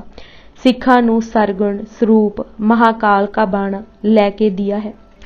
इसे तरह जद एक गधे नू शेर दी खल पा छड्डी सी तां ਪਹਿਲਾਂ ਸਾਰੇ ਡਰ ਗਏ, ਪਰ ਗਧੇ ਦੇ ਹੀਂਗਣ ਤੇ ਸਾਰੇ ਗਧੇ ਨੂੰ ਮਾਰਨ ਹਿੱਤ ਵਧੇ ਤਾਂ ਉਦਾਹਰਨ ਦੇ ਫਰਮਾਇਆ ਸੀ, ਨਾਉ ਤੇ ਬਾਣੇ ਦੀ ਲਾਜ ਪਾਲੂਗੇ, ਤੁਸਾਂ ਨੂੰ ਕੋਈ ਤਾਕਤ ਦਬਾਈ ਨਾ ਸਕੇਗੀ। ਜਦ ਤੁਸੀਂ ਫਿਰ ਪਿਛਲੀ ਜਾਤ ਪਾਤ ਮੇ ਜਾਏ ਰਲੋਗੇ ਤਾਂ ਤੁਸਾਂ ਦਾ ਵੀ ਇਸ ਗਧੇ ਵਾਲਾ ਹਾਲ ਹੋਵੇਗਾ। ਮਹੱਤਤਾ, ਹਰ ਕਕਾਰ ਦੀ ਮਹੱਤਤਾ ਦ੍ਰਿੜਾਉਣ ਤੋਂ ਪਹਿਲਾਂ ਹਰ ਮਨੁੱਖ ਨੂੰ ਹਿਰਦੇ ਵਿੱਚ ਇਹ ਗੱਲ ਦ੍ਰਿੜ ਕਰਾਉਣ ਦੀ ਲੋੜ ਹੈ ਕਿ ਹੁਕਮ ਮੰਨਿਆ ਹੋਵੇ। ਪ੍ਰਵਾਨ ਤਾਂ ਖਸਮੇ ਕਾ ਮਹਿਲ ਪਾਈ ਸੀ, ਹੁਕਮ ਰਜਾਈ ਚੱਲਣਾ ਨਾਨਕ ਲਿਖਿਆ ਨਾਲ ਆਦ ਜੁਗਾਦ ਤੋਂ ਤੁਰਿਆ ਆ ਰਿਹਾ ਹੈ। ਗੁਰੂ ਨਾਨਕ ਗੁਰੂ ਗੋਬਿੰਦ ਸਿੰਘ ਜੀ ਨੇ ਇਸੇ ਨੂੰ ਅਪਣਾਇਆ ਹੈ। ਇਹ ਠੀਕ ਹੈ ਕਿ ਹੁਕਮ ਨ ਬੂਝੇ ਆਵਣ ਜਾਣੇ, ਪਰ ਹੁਕਮ ਨੂੰ ਜਾਣੇ ਬਗੈਰ ਸ਼ਾਂਤੀ ਵੀ ਨਹੀਂ। ਹੁਕਮ ਨੂੰ ਬੁੱਝਣ ਲਈ ਸਭ ਤੋਂ ਪਹਿਲਾਂ ਮੰਨਣਾ ਹੀ ਅਵਸ਼ਕ ਹੈ। ਐਡਮੈਨ ਕੈਡਲਰ ਦਾ ਕਹਿਣਾ ਹੈ ਕਿ ਗੁਰੂ ਜੀ ਹਿੰਦੁਸਤਾਨ ਵਿੱਚ ਪਹਿਲੇ ਮਨੋਵਿਗਿਆਨਿਕ ਹਨ, ਜਿਨ੍ਹਾਂ ਅੰਦਰ ਹੋ ਰਹੇ ਘੋਲ ਨੂੰ ਸਮਝ ਕੇ ਹੁਕਮ ਦਿੱਤੇ। ਕਕਾਰ ਇੱਕੋ ਦਿਨ ਖਾਲਸੇ ਦਾ ਅੰਗ ਨਹੀਂ ਬਣ ਗਏ। ਇਸ ਪਿੱਛੇ 2 ਸਦੀਆਂ ਦੀ ਪ੍ਰੇਰਨਾ, ਘਾਲਣਾ ਤੇ ਇਤਿਹਾਸ ਹੈ। ਕੇਸਾਂ ਦਾ ਸਤਿਕਾਰ ਗੁਰੂ ਨਾਨਕ ਜੀ ਨੇ ਹੀ ਪ੍ਰਗਟਾਇਆ ਸੀ ਅਤੇ ਮਰਦਾਨਾ ਨੂੰ ਕੇਸ ਨਾ ਕਟਾਈ ਦਾ ਹੁਕਮ ਦਿੱਤਾ ਸੀ। ਗੁਰੂ ਰਾਮਦਾਸ ਜੀ ਨੇ ਕੇਸਾਂ ਕਾ ਕਰ ਚਵਰ ਢੁਲਾਵਾਂ ਉਚਾਰ ਕੇ ਕੇਸਾਂ ਦੀ ਪ੍ਰਭੁਤਾ ਵਧਾ ਦਿੱਤੀ ਸੀ। ਗੁਰੂ ਹਰ ਰਾਏ ਜੀ ਪਾਸ ਧਰਮੀ ਹਕੀਕਤ ਰਾਏ ਦੇ ਦਾਦਾ ਭਾਈ ਨੰਦ ਲਾਲ ਜੀ ਪੁਰੀ ਪਿੰਡ ਗਲੋਟੀਆਂ ਖੁਰਦ ਵਿਖੇ ਸਿਆਲਕੋਟ ਨੇੜੇ ਦਰਸ਼ਨ ਕਰਨ ਆਏ ਅਤੇ ਧਰਮ ਵਿੱਚ ਪ੍ਰਵੱਕ ਹੋਣ ਦਾ ਉਪਦੇਸ਼ ਉਹਨਾਂ ਮੰਗਿਆ ਸੀ ਤਾਂ 7ਵੇਂ ਪਾਤਸ਼ਾਹ ਨੇ ਫਰਮਾਇਆ ਸੀ, ਇੱਕ ਕੇਸ ਨਾ ਕਟਾਉਣੇ, ਦੂਸਰੇ ਤੰਬਾਕੂ ਨਾ ਪੀਵਣਾ ਤੇ ਤੀਸਰੇ ਟੋਪੀ ਨਾ ਪਹਿਨਣੀ, ਤਾਂ ਧਰਮ ਤੁਹਾਡੇ ਘਰ ਆਵੇਗਾ। ਗੁਰੂ ਹਰ ਰਾਏ ਜੀ ਨੇ ਸਿੱਖੀ ਮਹਿਲ ਦੀ ਉਸਾਰੀ ਵਿੱਚ ਇਹ ਬਚਨ ਉਚਾਰ ਕੇ ਜ਼ਰੂਰੀ ਇੱਟ ਲਗਾ ਦਿੱਤੀ ਸੀ, ਜੋ ਇੱਕ ਨੰਦ ਲਾਲ ਜੀ ਨੂੰ ਉਪਦੇਸ਼ ਸੀ, ਉਹ ਹੀ ਗੁਰੂ ਗੋਬਿੰਦ ਸਿੰਘ ਜੀ ਨੇ ਸਰਬੱਤ ਖਾਲਸੇ ਲਈ ਹੁਕਮ ਬਣਾ ਦਿੱਤਾ। ਕੇਸਾਂ ਦਾ ਸਿੱਧਾ ਸੰਬੰਧ ਜਥੇਬੰਦੀ ਨਾਲ ਹੈ। ਕੇਸ ਰੱਖਣ ਤੇ ਕਿਸੇ ਵੀ ਹਾਲਾਤ ਵਿੱਚ ਨਾ ਕਟਾਉਣ ਦੇ ਹੁਕਮ ਨੇ ਜਥੇਬੰਦੀ ਨੂੰ ਮਜ਼ਬੂਤ ਕਰ ਦਿੱਤਾ। ਜਥੇਦਾਰ ਨੂੰ ਪਤਾ ਹੋਣਾ ਚਾਹੀਦਾ ਹੈ ਕਿ ਜਥੇਬੰਦੀ ਵਿੱਚੋਂ ਕੌਣ ਨੱਸ ਰਿਹਾ ਹੈ, ਕੌਣ ਨੱਸਣ ਦੀ ਤਿਆਰੀ ਵਿੱਚ ਹੈ। ਸੱਚੀ ਗੱਲ ਤਾਂ ਇਹ ਹੈ ਕਿ ਜਿਤਨੀ ਕੇਸ ਦਾੜੀ ਢਿੱਲੀ, ਟੁੱਟੀ ਅਤੇ ਹਿੱਲੀ ਹੋਈ ਹੋਵੇਗੀ, ਉਤਨੀ ਹੀ ਗੁਰਭਗਤੀ ਵਿੱਚ ਕਮਜ਼ੋਰੀ ਹੋਵੇਗੀ। ਸਿੱਖ ਅਵੇਸਲਾ ਨਾ ਰਹੇ, ਸਦਾ ਤਤਪਰ ਰਹੇ। ਇਸ ਲਈ ਗੁਰੂ ਜੀ ਨੇ ਕੇਸ ਰੱਖਣ ਦਾ ਹੁਕਮ ਦਿੱਤਾ। ਕੇਸਾਂ ਨੂੰ ਖੂਬਸੂਰਤੀ ਦਾ ਅੰਤਿਮ ਸਰੂਪ ਵੀ ਕਿਹਾ ਜਾਂਦਾ ਹੈ। ਗੁਰੂ ਗੋਬਿੰਦ ਸਿੰਘ ਜੀ ਨੇ ਸਾਨੂੰ ਹਸਨ ਉਲ ਚਿਰਾਗ ਦਾ ਰੂਪ ਬਣਾਉਣ ਲਈ ਹੀ ਇਹ ਕੇਸ ਬਖਸ਼ੇ। ਫਿਰ ਕੇਸ ਰੱਖਣਾ ਦੇ ਹੁਕਮ ਪਿੱਛੇ ਇੱਕ ਧਾਰਮਿਕ ਅਤੇ ਮਨੋਵਿਗਿਆਨਿਕ ਰਹੱਸ ਹੈ। ਗੁਰੂ ਮਨੋਵਿਗਿਆਨੀ ਨੇ ਸਾਡੇ ਅੰਦਰ ਹੋ ਰਹੇ ਘੋਲ ਨੂੰ ਨਾ ਸਿਰਫ ਸਮਝਿਆ ਹੈ, ਸਗੋਂ ਇਲਾਜ ਵੀ ਕੀਤਾ ਹੈ। ਇਸ ਸਦੀ ਦੇ ਪ੍ਰਸਿੱਧ ਮਨੋਵਿਗਿਆਨੀ ਕਾਰਲ ਗੁਸਤਾਫ ਜੁੰਗ ਨੇ ਮਨੁੱਖ ਦੇ ਅੰਦਰਲੇ ਨੂੰ ਵਾਚ ਘੋਖ ਕੇ ਇੱਕ ਨਿਰਣਾ ਦਿੱਤਾ ਹੈ ਕਿ ਹਰ ਮਨੁੱਖ ਦੇ ਧੁਰ ਅੰਦਰ ਇੱਕ ਦੁੰਦਰ ਮਚਿਆ ਰਹਿੰਦਾ ਹੈ। ਉਹ ਦੁੰਦਰ ਕਾਰਨ ਮਨੁੱਖ ਉਹ ਕੁਝ ਬਣਨਾ ਲੋੜਦਾ ਹੈ ਜੋ ਨਹੀਂ ਹੈ। ਸਾਈਕੋਲੋਜੀ ਦੀ ਭਾਸ਼ਾ ਵਿੱਚ ਮਰਦ ਵਿੱਚ ਐਨੀਮਾ ਵਾਲੀ ਦਸ਼ਾ ਬਣੀ ਰਹਿੰਦੀ ਹੈ ਅਤੇ ਔਰਤ ਵਿੱਚ ਐਨੀਮਸ ਵਾਲੀ। ਦੂਜੇ ਸ਼ਬਦਾਂ ਵਿੱਚ ਮਰਦ ਔਰਤ ਬਣਨਾ ਲੋਚਦਾ ਹੈ ਅਤੇ ਔਰਤ ਮਰਦ ਬਣਨ ਲਈ ਲਲਾਇਤ ਰਹਿੰਦੀ ਹੈ। ਧੁਰ ਡੂੰਘੇ ਮਰਦ ਵਿੱਚ ਇਹ ਖਿਆਲ ਖੁੱਭ ਜਾਂਦਾ ਹੈ ਕਿ ਉਹ ਤੁੱਛ ਹੈ, ਹੀਣਾ ਹੈ। ਔਰਤ ਬਣਨ ਵਿੱਚ ਹੀ ਉਸ ਦੀ ਕਲਿਆਣ ਹੈ। ਉਹ ਧੁਰ ਅੰਦਰਲੇ ਦੀ ਆਵਾਜ਼ ਹੌਲੇ-ਹੌਲੇ ਪ੍ਰਗਟ ਹੋ ਜਾਂਦੀ ਹੈ ਅਤੇ ਮਰਦ ਨੂੰ ਇਹ ਯਕੀਨ ਹੋਣ ਲੱਗਦਾ ਹੈ ਕਿ ਉਸ ਦੇ ਔਰਤ ਪੁਣੇ ਵਿੱਚ ਕੋਈ ਰੁਕਾਵਟ ਹੈ ਤਾਂ ਇਹ ਦਾੜੀ ਆਪਣੇ ਮਰਦਾਊ ਪੁਣੇ ਤੇ ਚੋਟ ਮਾਰਦਾ ਹੈ ਅਤੇ ਪਹਿਲਾ ਹੱਲਾ ਦਾੜੀ ਤੇ ਕਰਦਾ ਹੈ। ਅਸਲੀਅਤ ਬਦਲਾਉਣ ਦੀ ਕੋਸ਼ਿਸ਼ ਕਰਦਾ ਹੈ, ਪਰ ਅਸਲੀਅਤ ਪਰਦੇ ਪਾੜ ਕੇ ਬਾਹਰ ਆ ਜਾਂਦੀ ਹੈ। ਮਹਾਰਾਜ ਨੇ ਮਰਦ ਦਾ ਮਰਦੂਪੁਣਾ ਕਾਇਮ ਰੱਖਣ ਲਈ ਮਨ ਸਾਚਾ ਮੁਖ ਸਾਚਾ ਲਈ ਕੇਸ ਨਾ ਕਟਾਉਣ ਦਾ ਹੁਕਮ ਦਿੱਤਾ। ਦੂਜੇ ਪਾਸੇ ਔਰਤ ਸਮਝਦੀ ਹੈ ਕਿ ਥਣ ਉਸ ਦੇ ਮਰਦਾਊ ਹੋਣ ਵਿੱਚ ਰੁਕਾਵਟ ਹੈ। ਉਹ ਥਣਾਂ ਨੂੰ ਐਸ਼ ਲਈ ਵਰਤਣ ਲਈ ਆਪਣੇ ਹੀ ਬੱਚੇ ਨੂੰ ਦੁੱਧ ਨਹੀਂ ਦਿੰਦੀ। ਮਤੇ ਜਵਾਨੀ ਢਲ ਜਾਏ ਸੰਸਾਰ ਪ੍ਰਸਿੱਧ ਇਤਿਹਾਸਕਾਰ ਟਾਈਨਬੀ ਨੇ ਇੱਕ ਪੁੱਛ ਦੇ ਉੱਤਰ ਵਿੱਚ ਕਿਹਾ ਸੀ ਕਿ ਸੰਸਾਰ ਦਾ ਸਭ ਤੋਂ ਸੋਹਣਾ ਇਨਸਾਨ ਸਿੱਖ ਹੀ ਹੈ ਅਤੇ ਸਭ ਤੋਂ ਭੱਦਾ ਉਹ ਜੋ ਦਾੜੀ ਨੂੰ ਕੁਤਰਦਾ ਅਤੇ ਕਤਰਾਂਦਾ ਹੈ। ਸਿੰਬਲ ਆਫ ਡਿਕਸ਼ਨਰੀ ਵਿੱਚ ਕੇਸਾਂ ਨੂੰ ਜਿੱਤ ਨਾਲ ਜੁੜਿਆ ਸੰਕਲਪ linked with will to succeed ਕਿਹਾ ਹੈ। ਦੂਜੇ ਕਿਰਪਾਨ ਕੋਈ ਮਾਰੂ ਜਾਂ ਰੱਖਿਆ ਦਾ ਹਥਿਆਰ ਨਹੀਂ, ਇਹ ਤਾਂ ਸਵੈਮਾਨ ਤੇ ਉਚੇਰੀ ਆਤਮਿਕ ਅਵਸਥਾ ਦਾ ਚਿੰਨ੍ਹ ਹੈ। ਕਿਰਪਾਨ ਛੁਰਾ ਜਾਂ ਛੁਰੀ ਨਹੀਂ ਹੈ, ਇਹ ਛੁਪਾਈ ਨਹੀਂ ਜਾ ਸਕਦੀ।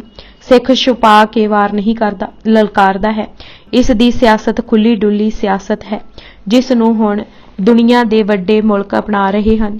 ਕਿਰਪਾਨਧਾਰੀ ਇੱਜ਼ਤਾਂ ਨਹੀਂ ਲੁੱਟਦਾ, ਪੱਤ ਦਾ ਰਾਖਾ ਹੈ। ਸਰ ਮੁਹੰਮਦ ਇਕਬਾਲ ਨੇ ਔਰੰਗਜ਼ੇਬ ਨੂੰ ਇਸਲਾਮ ਦੇ ਪੱਥੇ ਵਿੱਚ ਆਖਰੀ ਤੀਰ ਕਿਹਾ ਹੈ।